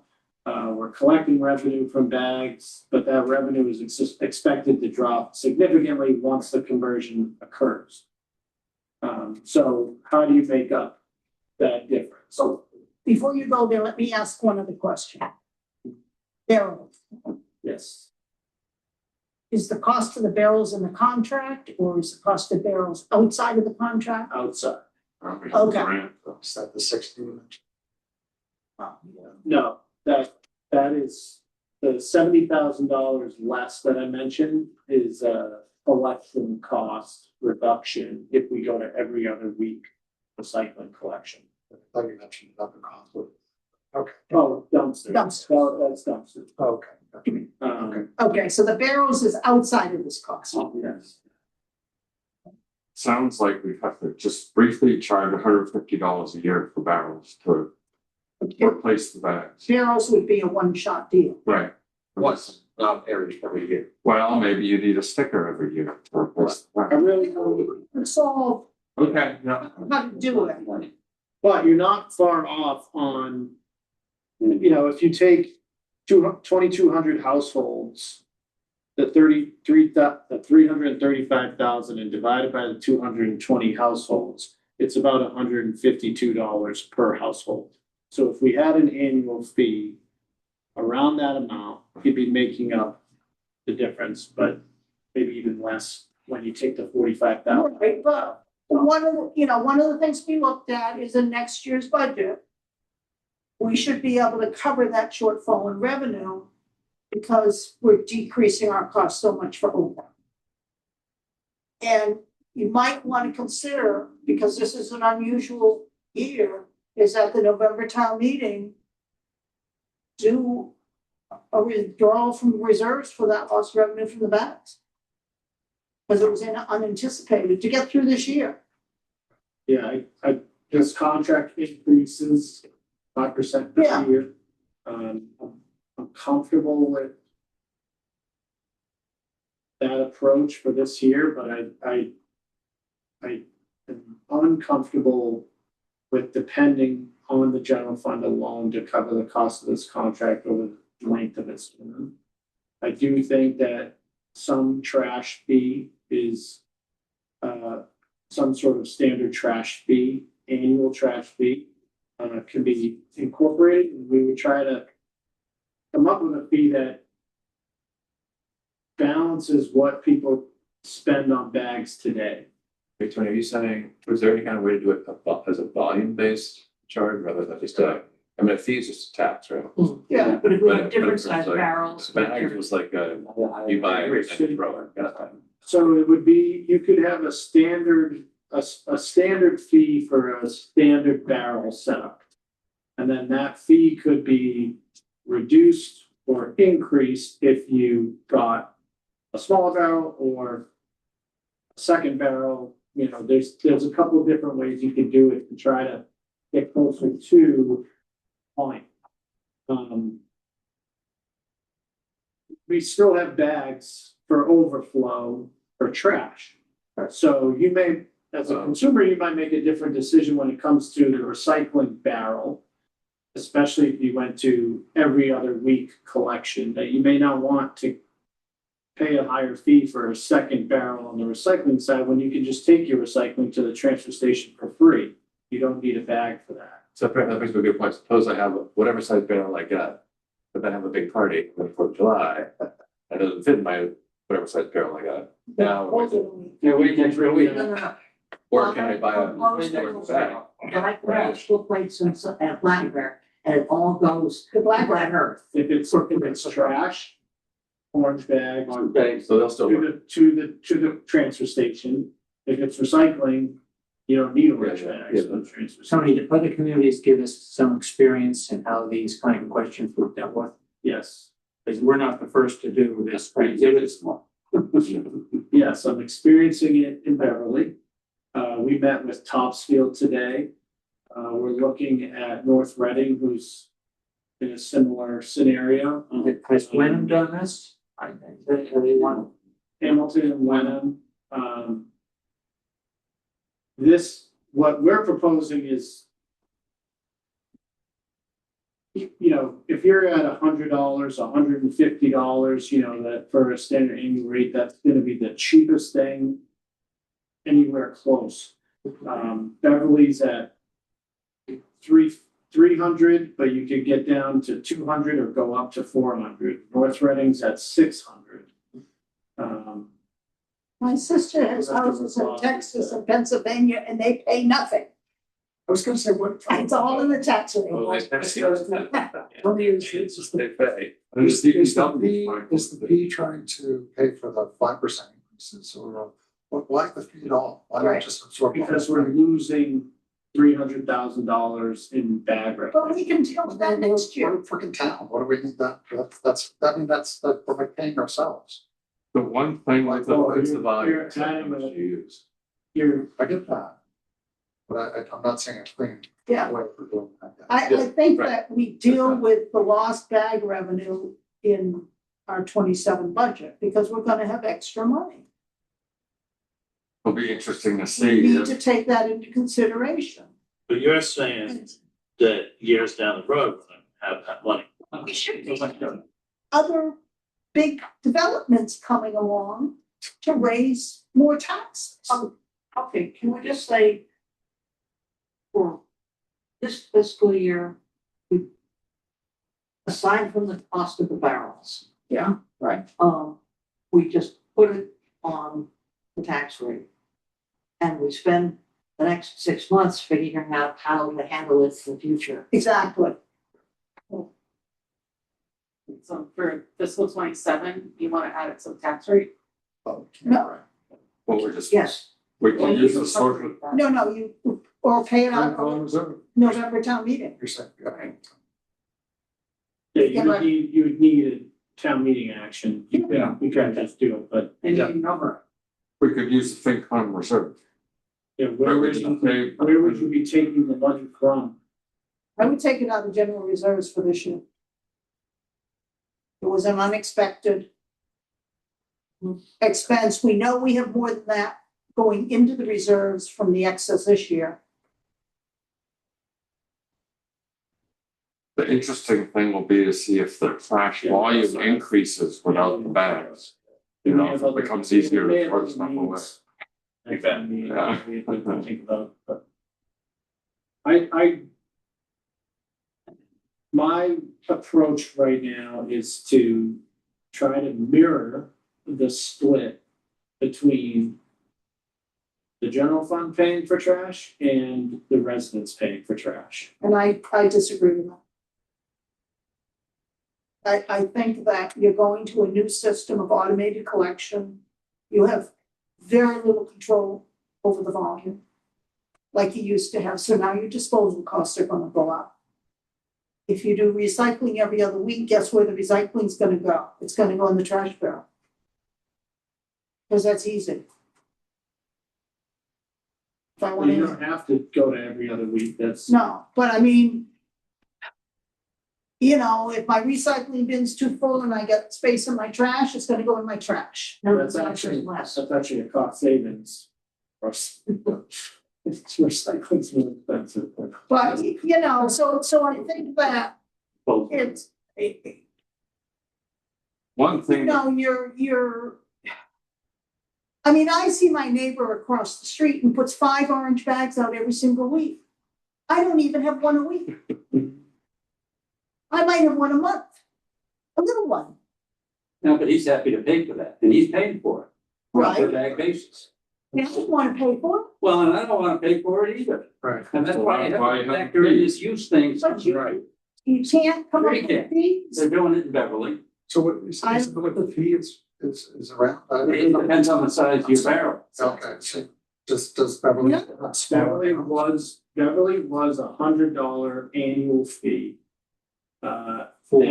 And you got, Before they went on. you had limited trash, unlimited recycling, and you used your own barrels. The barrel sizes were limited, but to 35, you could have 2 35-gallon, but you bought the barrel yourself. Now you're getting a standard of $300 fee for a 65-gallon recycling and a 35-gallon trash. And then if you want to alter that and go up in size on trash or up in size on both, it's gonna increase your rate accordingly, or if you want to reduce a size of that barrel, it'll reduce your rate. But basically, it's a spread of going from 100 either to 200, 300, or 400 per year. Does everybody have to get a barrel? Or 2 barrels? In Beverly, yes, Topsfield, we just covered Topsfield today, they allow people to opt out. Because people who regularly take their trash to Yeah. the Transfer transfer station, station. I mean, the person that's in Florida for 6 months of the year, right. well, first of all, those people could probably afford a $300 barrel. But, you know, just on principle, that barrel is sitting in your garage doing nothing for 6 months. For the barrel, but I have an issue with an ongoing fee where we, you know, it just doesn't make sense. Well, it's not difference I- between commercial and retail, like commercial people buy their own trash services, but And some of but they also pay taxes. Now you're saying you don't get any trash collection, but you pay taxes for trash collection. And the split's different, and the split will change if we don't do some kind of fee-based system. Based on volume.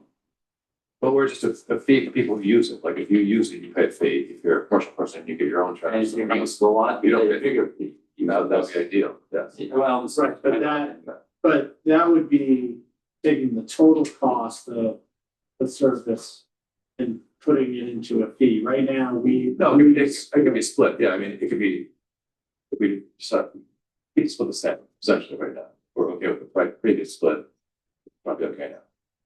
Well, it was split, I mean, last year, what did we spend? $700,000 in trash, and we got $300,000 in bags. The bags were use, related to use. And, so those the revenue- 100 was flat. the revenue in bags broke down to 99,000 bags, which was about 44.5 bags per household. Which is less than 1 week. 0.8 bags per household per week. Which equals $171 per year per household on average. So if we did a fee of $100 per year, anything less than $170 on average, the household's actually seeing the savings. Only the ones, And that's, and only if they're. yes, Like some people enough. right, but I have to come up with something that tries to satisfy the bulk amount of people in town. There's no, work. no matter what we go with, it's not gonna work out great for everybody across the board. So you try and hit your, the bulk of it. We have to go through it, but the more we shift to the general fund, the more burden we put on the general fund. Even with potential new revenues down the road or OPEB savings. I just see, To me, it doesn't, that makes me more nervous than putting in the effort of, trying to come up with a system that isn't overly taxing to the residents. And In this rare instance, I agree with the town administrator. geez. I know. I just think that trash collection is a basic service and the town should pay for it. Because if the town's not paying for it, you're gonna get into a problem with trash all over the place, people using the dumpsters for their trash. People are paying for it now, you don't have. We don't have. We do have a problem with people putting personal trash In in dumpsters. dumpsters. In town, yeah. Yes. You're gonna have that. right, No, if you didn't charge for it, you wouldn't have that.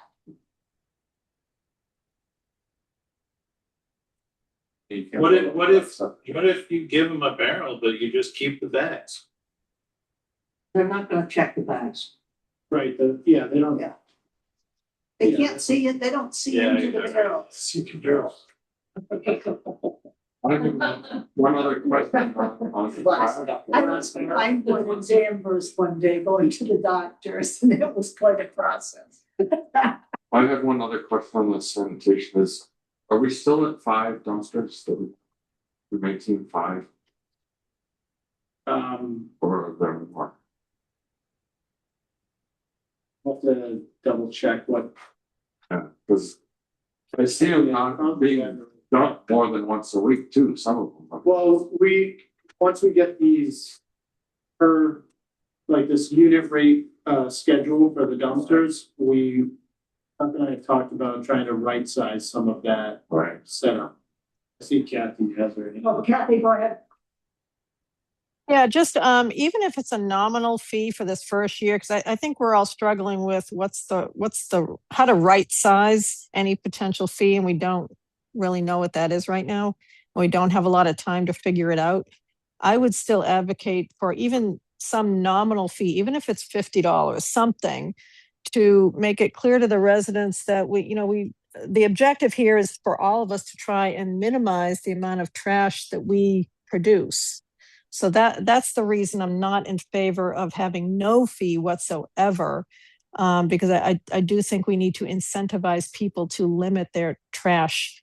I like looking at the opt-out and all of that other stuff, but we need more time, I think, to figure out the right model. And I'm hoping we can get some lessons learned, not from the new communities that are doing this. I personally, I don't care what Beverly and Gloucester, the new communities, I don't care what they're doing. They're figuring it out too. I care about learning from the communities who have been doing this for quite a while, and there are many of those. Let's look at those lessons learned. Is the trash collected? Is the weight of the trash going down? Volume, is that going down? Is it going up? Those are the lessons I think we need to look at. And I do think we need a little more time to do. That's right. Topsfield that we spoke to today, Kathy, converted 5 years ago. Yeah, 4 something 5 like years that. ago, they had 18 months to put together their plan. Yeah. Which Yeah. we don't have that time, but there are a lot of lessons learned there that, you know, we Right. talked at length about. You know, I have a lot of, that, we can save that for another night, but we're looking at that. Certainly if we, even if there should be no fee. If someone opted to get a second barrel, there should be a fee for that, Oh, I agree with that. I agree. Right, yeah. right? Yes, yeah, So that was, Over and above, that's one for trash. right, right. yeah. So, yeah, I mean, we basically 96 gallon barrels are a nightmare. Most communities don't want anything to do with it. That's a barrel that's about this high, isn't it? It's Bigger than you. Yeah. Yeah. It's really big. I see that. I can see me trying to get it done by running and back up. It's on wheels. On the trash side, But they're heavy. on the trash side, DEP will only provide grants for 35 gallon barrels. But you can offer someone to get a second one. Yeah. And on the recycling side, they may still provide grant money for any size recycling as long as it's made of recycled materials. Yeah. But our thoughts was 96 was gonna be just way too big.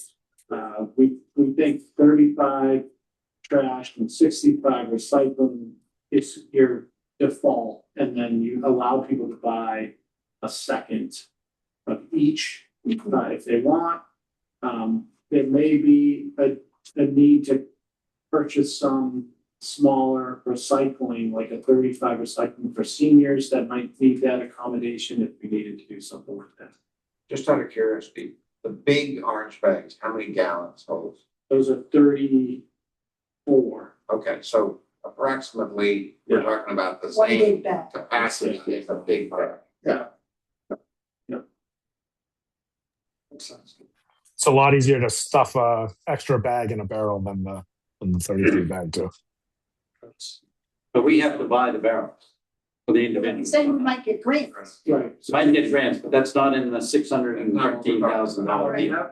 We have funds in the current fiscal year that we can encumber to help cover the cost of barrels. We'd like to utilize grants though, to not have to do that. Understood. But as far as this upcoming budget goes, we have enough appropriated to cover the cost. I feel even better about it once we right-size the dumpster number, and if we were to possibly go to every other week recycling. Yeah. The challenge is gonna be that when we do the conversion and the drop off of revenue from bags, it's gonna be the. Even if we did that in September. And we were gonna do an annual fee. That annual fee isn't gonna, it would be attached to your water sewer bill. I don't think that works. Because we have people who are not on water and they don't have sewer. It's like 98, 99% go with real estate on bill. water. Needs to go with the real estate. Yeah. I don't think we can do that I think it has to be done. without being a tax increase. So about 98, 99% of people are on water. The other folks, we'd have to figure out how we invoice them. But the point I'm making is that first water bill or utility bill comes later in November. October. Yeah, it's like just paid October. I think we pay it in October. So if it's, so you don't, Yeah, and it's October. so then you'd only have October, you'd have like 2 quarters in this fiscal year with. So you're not gonna get the full fee. So there's some nuances there. So just a mechanical question, if your average use is 35 gallon trash a week. And then you have a week or two where you've got, say, double that. You stockpile and stuff it in the barrel, or you make a trip to the transfer station. Right. Or you hire Wait until somebody next to, week. yeah, or you talk to. You buy a bag, you buy a bag. Yeah. You buy a bag for that excess. But yeah, so you buy a bag and go to the transfer station. On the trash side, you would buy a bag and go to the transfer station, or pull, or you have to, if that's a regular thing, Give it the barrel. get a second bag. If it was me, I would just buy a bag and bring it to the transfer station, right. or I buy it until next week, or. Yep. See if I can. Or my neighbor's barrel. On the recycling side. I'm gonna go to my house. Recycling side is different, because you don't need an orange bag for the transfer station, so that's where, to me, I feel like trying out every other week recycling, Right. even at a 65-gallon barrel. Most towns that do it, they do the 96, but we have a transfer station that's free recycling. To me, I think it's worth trying, and we can always go back to every week recycling if we need to. I think it's worth trying. And Tony, can I put a 65-gallon in my car? Right? I know it's a very small practical question, but No, no, probably. I had to transfer all of my recycling out of my barrel into those little green things in order to go to this Because that transfer really center makes to that. sense. If I can't. Plus, I can't lift it up, I'm inclined to the ask for recycling shelf. a small one for recycling and for trash.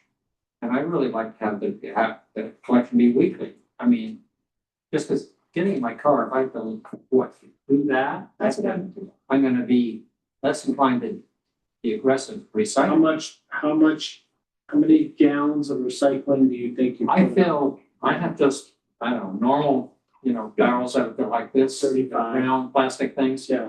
And I fill one a week. I'm thinking I'm a like recycler. 35, Yeah. And I don't feel trash. I'm much more like, I think, the trash regularly once every 3 weeks or so. Yeah. And so I occasionally end up, something take over but I like to stand it up in my car. I don't have a truck. And I just wonder a little bit about that slight Yeah. practical issue. Yeah. So there'll probably be growing pains for this, obviously. What happens, how does Casella treat us if someone says, I have too much trash, I'm gonna throw my trash in my recycling? Do we get fined, or is that just kind of like go under the radar, or is it like UPS bills you a month, a day later? You can get fined for contaminated recycling. Yeah. But you're not gonna get fined for recycling you put into the trash. In fact, we make a, Right. I'm more like, if somebody has two bins and they can't get everything into one, they cross contaminate into the other, what are the repercussions for this town? That's You usually gotta done, get- yes. So can I just say, Tony, if that were to happen, Go ahead, Chuck. I was just gonna say, if that were to happen, but we're getting a better disposal rate on the recycling because we have clean recycling. If we start having trash in the recycling, then that tonnage rate is gonna go up across the town. And we have about, almost 900 tons annually. So if it goes up, a couple bucks a ton, that we're gonna feel that.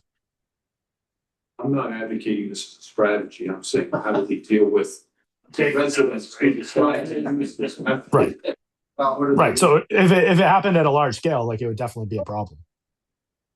What'd you say, Chuck? I was just saying, if that happened at a large scale, it would definitely be a problem.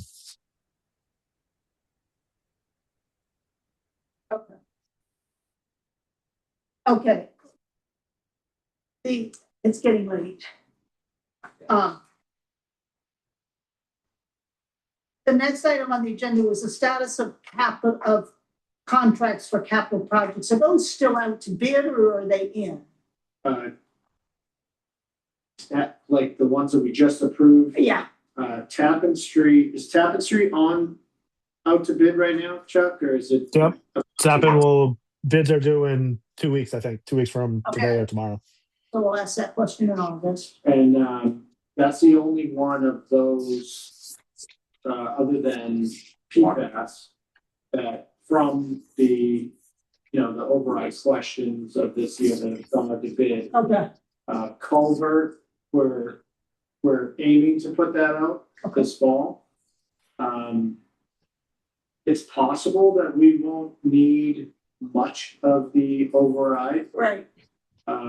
Maybe if we get some cost savings, we have a contractor on Tappan Street that's interested in the culvert job and save some money on mobilization, maybe we get some, we don't have to touch it at all, but it's too soon to say.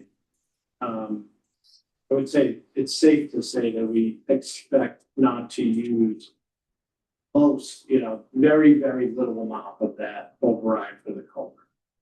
That's a flag, those are two specialty contracts.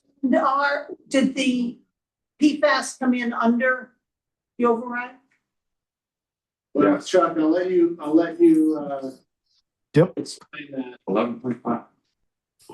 Yeah, so the costs were below so far. We still have a couple outstanding items that would be included in the 16.5. So utility relocations that we have to pay National Grid. So for the electric and the gas on the street, those are, in the budget, but yet to be determined.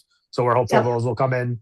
And then the media as well as the vessels, we were going to bid those outside of the SRF program, which they're definitely not going to be covered by the SRF, but we do have to meet the requirements. So TBD on those. But anyway, long story short, we're right on schedule. The general bids came in a few $100,000 under budget, so we're trending well. Good. So I'm hoping that we'll be in a position for the April 27 town meeting to understand what portion of the overrides we won't need, so that we can take the proper action at town meeting to rescind those. Particularly if we're looking for additional overrides for additional projects, if we can go into the town meeting and say, okay, we're lucky, we got some grants, our bids came in low. Right. We can withdraw those, or whatever you do to get rid of those overrides. I think that would be really great. Mhm. Everyone else agree with that? Absolutely. Because the big elephant is the elementary school coming. Yeah, but the elementary school, they're talking about doing it in phases. So that bill is not gonna hit us up front. And they're talking about doing bands in the interim, so that's not within the next couple of years that it's gonna hit us on the tax rate. It will hit us, but We have to vote for it. And And we still expect the town meeting this fall to authorize. my understanding is, Whether it goes to authorize or not, it's in the fall. Standard vote. okay. So, Real quick before we move to the next agenda item. yeah, Since we're kind of on fall, it is possible that fire engine, it may be an item that gets added to the fall town meeting because it's moving faster than expected as far as production goes. And we do have to pay, do we have any money? I think we have a third. And this past year, we didn't do the second third. Right. So it'd probably be going for 2/3. How much money are we talking about here? 600 600 something thousand. That's total, right? That's total, No, I think, Well, we have 300, so we need 600. right, it's not. We're paying 900,000 for an engine? For firing. oh yeah. once we're trying, probably. My brother. We didn't appropriate. Cheaper, that's why. Not paid it at all. Okay. Better insurance, I probably. Used. We ordered that without appropriating. Yes. Yeah, the contract is just as long as that we appropriate the funds, I think, before taking delivery. So our approach was to split that into 3 years. Appropriate a third for 3 years leading up to when that would be completed based on the schedule. But then this past year, we said we didn't have the funds for it, so we didn't include it, but now it's coming faster than expected. But we don't have that much in reserve fund. We can't do an override from the engine.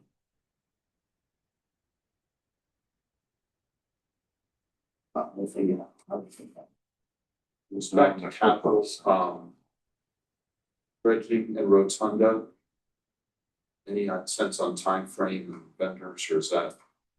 I leave to next year. I got some feedback to check on that, at a meeting, mid-August tucks, the dredging, there's still a permit, but they're looking to have Proc, the guy, do, the tucks, the dredging, and the wharf stuff, is what we talked about yesterday. I don't know if you guys wanna add to that, but. Yes, pending permit, we're possibly gonna be bidding that out later this fall. And then pending his schedule, whether he could do it over the winter. Or if it's gonna be. So commencing November. Usually October is like. Depends on permit and then contractor schedule. But they're lining up that all could be bid together. And then we have that other older dredging Yeah, we need to get rid of, that we could get rid of too. right, the million. Old news world. Right. So I'm not sure if I heard the question right, but we're definitely planning on bidding them all together. We're just gonna do the alternates so that dredging would be awarded last. And it will have a disclaimer in there that, you know, we want a price for this year dredging or next year dredging. Because we don't have the permit. Correct. Okay. Do we have the permit for the culvert? It's chapter 91 has been approved. There's just some final signatures needed at the governor's office. And then CZN has already signed off, and I think Army Corps needs to sign off, but they need the chapter 91 permit to see their sign off. So not yet. You've cleared people. Yeah, we're still proceeding now because of the Chapter 91 domino with bidding, you know, like Tony said, early fall. But so hopefully, you know, by the time we're ready to put it on the street, it's in the bid package. Yeah. And our hope is to get that project going this winter. Next item was an update on the launch service subscriptions. Yeah, so I reprinted this sheet you guys had before, but all I added to it was, right now, we have 65 launch customers.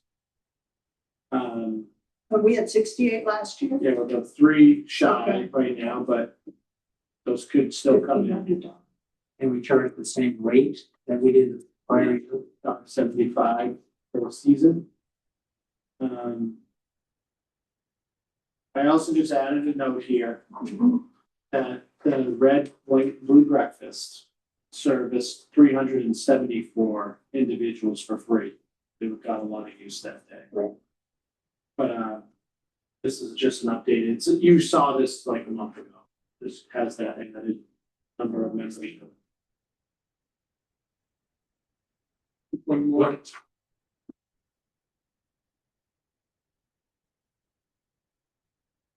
And Harbor Tours is another.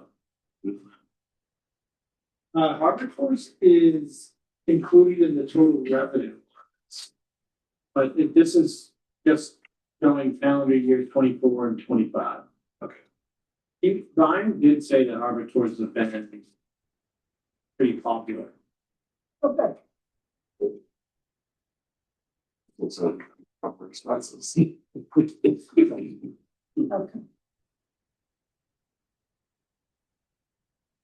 No, I donated a bunch of people down Harbor on. Took one. Well, this is 84, 24. There must be one that says 25. Well, this is 24. Of course. 25. They're all the same. Yeah. Lot. Okay. Any questions on the launch?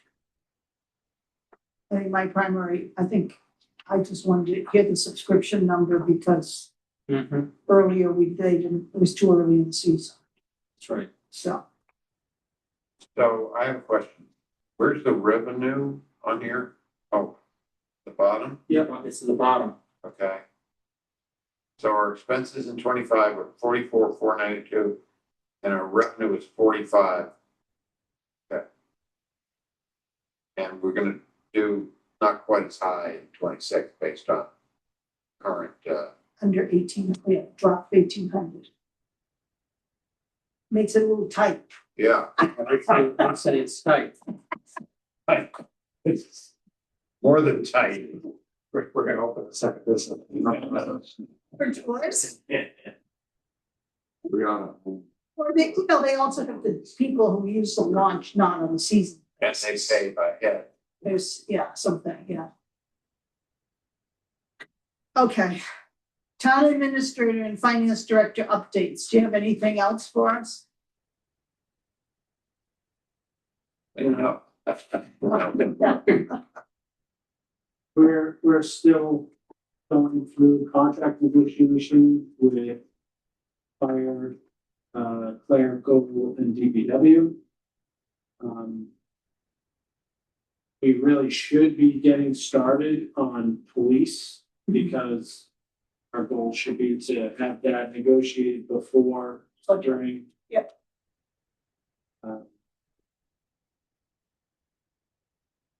But it is a timely, or it is a time consuming effort. And this trash situation is obviously a large draw on that since they're. Sure, big priority. But we'll keep working on it. when will collection resume? Next week or you don't know? But we'll make an announcement at least by Friday, but we expect to hear something tomorrow. We want to let people know before Saturday whether to expect trash collection next week. I will get a call tomorrow from the ops guy for sure. So hopefully that will solve that question by early tomorrow. I will say your broadcast was very well done. Yes. Yeah, it was really good. And the second thing I'd like to say is, I'm glad we have Black Earth. I think Black Earth is a pretty good organization. And the representative they have on site is a good person.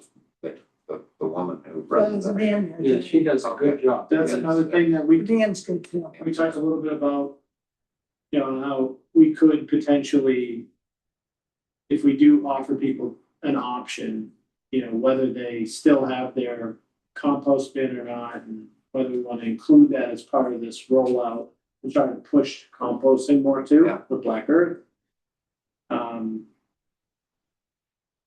But just one thing I didn't mention about trash contract, Republic's their offer of $554,121 also included a monthly fee for every month we didn't convert to automated collection of $14,331. And then if we converted to automated collection before they had their new truck purchased and ready to go, they were gonna charge us $5,400 a month rental fee. That's we were ready early. Because we were ready early, and there was no cap on when, We could get there. how long that would last. No, how long Did they have provided? We tried to negotiate that we should split that cost, and they said no. Put a limit on it? I mean, any. Really? Nothing, This was Republic, this is Republic. that we didn't go with. Did it feel good to Ups and downs. go someplace up? No, No? I mean, The ones in Brookline. It was just a yes, but Yeah. the headache that came with that, Yeah. was overpowering of the feeling of, but they also, basically they were unwilling to amend their contract terms in any way that would provide us protection or incentive to not have interrupted service while the neighboring towns and their presence in the area was reducing as well. So it was concerning that a year from now, 2 years from now, we would be stuck again and have no recourse. So Right. the contract, if you did the comparison financially, I think that Casella could end up being cheaper anyways. But even if it were a little bit more expensive, the contract terms were worth it. And that's kind of. Well, plus the fact that there's other towns around using them. Yeah. If everyone's bailing from the public, they're not exactly gonna want to keep Manchester on as the only place. Well, it sounds like the public doesn't care about this region as much, I mean, or they would have maybe worked to adjust its contracts. And I think you're exactly on the right path, I mean, stability is important, why set ourselves up to go through this 2 years from now? Okay. Thank you. So where does the whole trash topic go from at this point? We're having a public forum on Tuesday to talk about what, we have to make some decisions Yeah, quickly. I understand that. That's why I'm asking the question. What size barrels and all of that stuff. So we're gonna start that process Tuesday. We're probably gonna have some sort of regular occurring public meeting process to work through what that plan is. This decision has to be made by September 1. Well, that's the other answer we're waiting for Casella is there's gotta be some lead time to getting the barrels, stamped and prepared for delivery, so we may need to make that decision even sooner, early August. So we have a lot of work to do in a short period of time. Is there any They have all the equipment for this? possible way to get sample barrels so people can? look at them? That's a great. Well, no, you say 35, I understand what 35 gallons is, because I work with that all the time, but a lot of people don't realize what size. We're on that, we should be able to have them for Tuesday night and then Good. keep them here for people to see. Good, that's good. Because they get awful big, and when they get heavy. But, we don't see the 96. Are you gonna bring that in? Even it's pretty good size. They're gonna build some. You can put a person in it. Yeah. Now you take free down, free to. We start populating the town. Oh, is that some- Stations. Okay, it's going to be something. If we did have the transfer station, I would understand having to consider the 96, but with having the transfer station option, I really don't think we need to go down that road. And if you offer people the opportunity to, if they really want to buy a second barrel instead of, it all depends on your use, but And the frequency of your service. I mean, to me, the frequency of the service is another player in that decision. Yeah. If it remains weekly, it's a different deal than but yes. I think letting people see the barrels is a smart idea. No. I mean, there's we're some models here, volunteering people are, vice chair. where am I gonna put it? Will it fit in my garage? Yes. Is it gonna be out on the street? And it's like, Is that no longer chair of vice chair because they expired on June 30th? But fit in your garage is the other. Bigger. What? let's do that. Okay, Next. the next item on the agenda is to appoint the chair and a vice chair. The amended agenda, I posted yesterday, I said, I said, we need to appoint. Sure. I nominate Senator Kerr if you want. That'll do it one more year. I move the questions. Vote on. Aye. Vice Chair Tenandio. Ray, aye. Okay, It's a later vote. did anybody look at the minutes? Yes, I did. They were very good. Okay, I looked at all, and I didn't so get it until I got some help. I don't know whether I'm on the committee or not. I've not been reappointed. I, I may have been a fraud, We just. hired 2 hours. no. Moderator, right? Moderator. Debbie Powers is checking. I asked her on Tuesday. I said, well, I'm looking at, is John on the committee still, is Garrett? And so she said John had been reappointed June 16, Okay. and that she was checking on you. You know, I haven't been vetted yet, so. Yeah, one thing that you should, it's, you know, those, one of them is 2025, 2025. And June ones are dated. They are dated June 11th, 2025. I mean, I didn't realize we had minutes like that. No, that's a mistake. Okay, well, then fix it. We've been pretty. So we need to amend those minutes to read June 11th, 2026. Okay. Okay? That's fine, I just, I mean, having it all the way out of the monster saying 25 is pretty basic. So we have, what are the dates, the 3 dates of the minutes? They are, April April. 16th, was it? They are April 16, Yeah. May 21, and June 17. And they all look fine to me. No. Did we meet in June? No. Well, that's why I thought I didn't think we did. That's why I thought the 25 was, We were supposed to be getting the ones from April that were joint with the select board. and we did. April 16. Go here again. April 27th, 423. 423, yeah, that's the one. Okay. So it was April 16th, the joint meeting was April 23rd, and then 5/21. 521, and then there's a 416 here too. Yeah, She said- 4/16, 5/21, and 4/23. Okay, well, somehow I have a. Okay, so the sitting June here isn't also. correct. Okay, make a motion to Yeah. approve those 3 above noted As amended, minutes. No, we didn't amend it. That was, the date. no, that was the June one that doesn't exist. All in favor? Aye. Okay.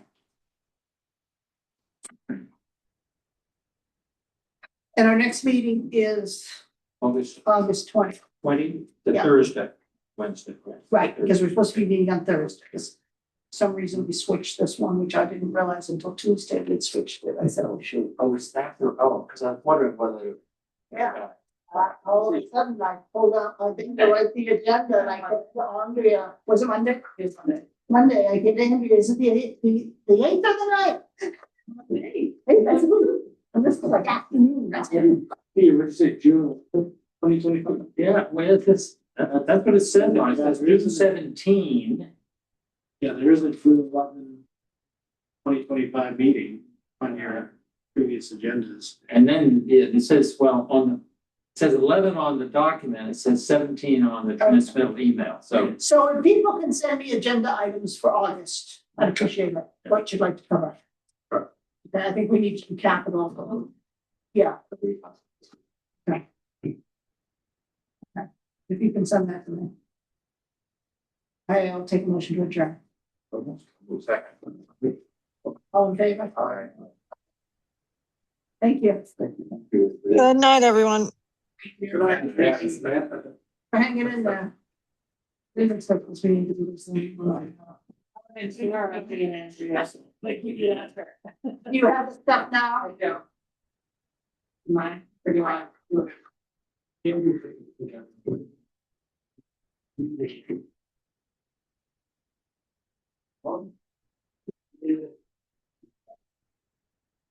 See, something like this is long. We're not doing. I don't remember.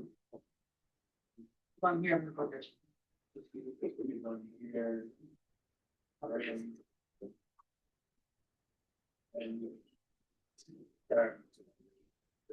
Just trying. Yeah. And Kinder.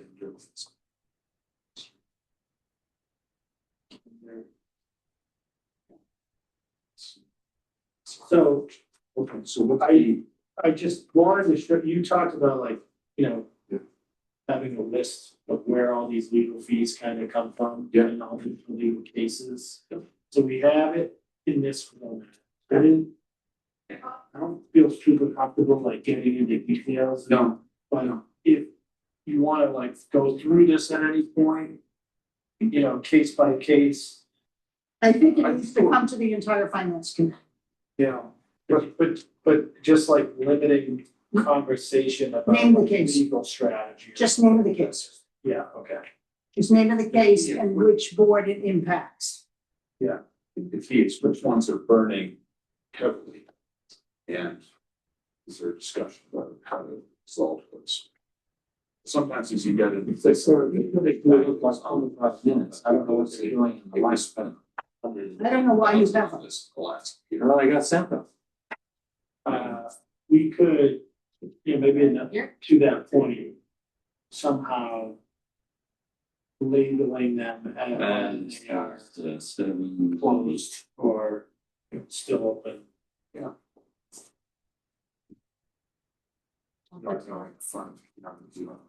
I get the name, I mean, we don't need to be. Just for Range one is reserved. Sometimes it's a habit to go down a hole and I just don't wanna. Yeah, it's not good for. So we'll add that element. Of what it's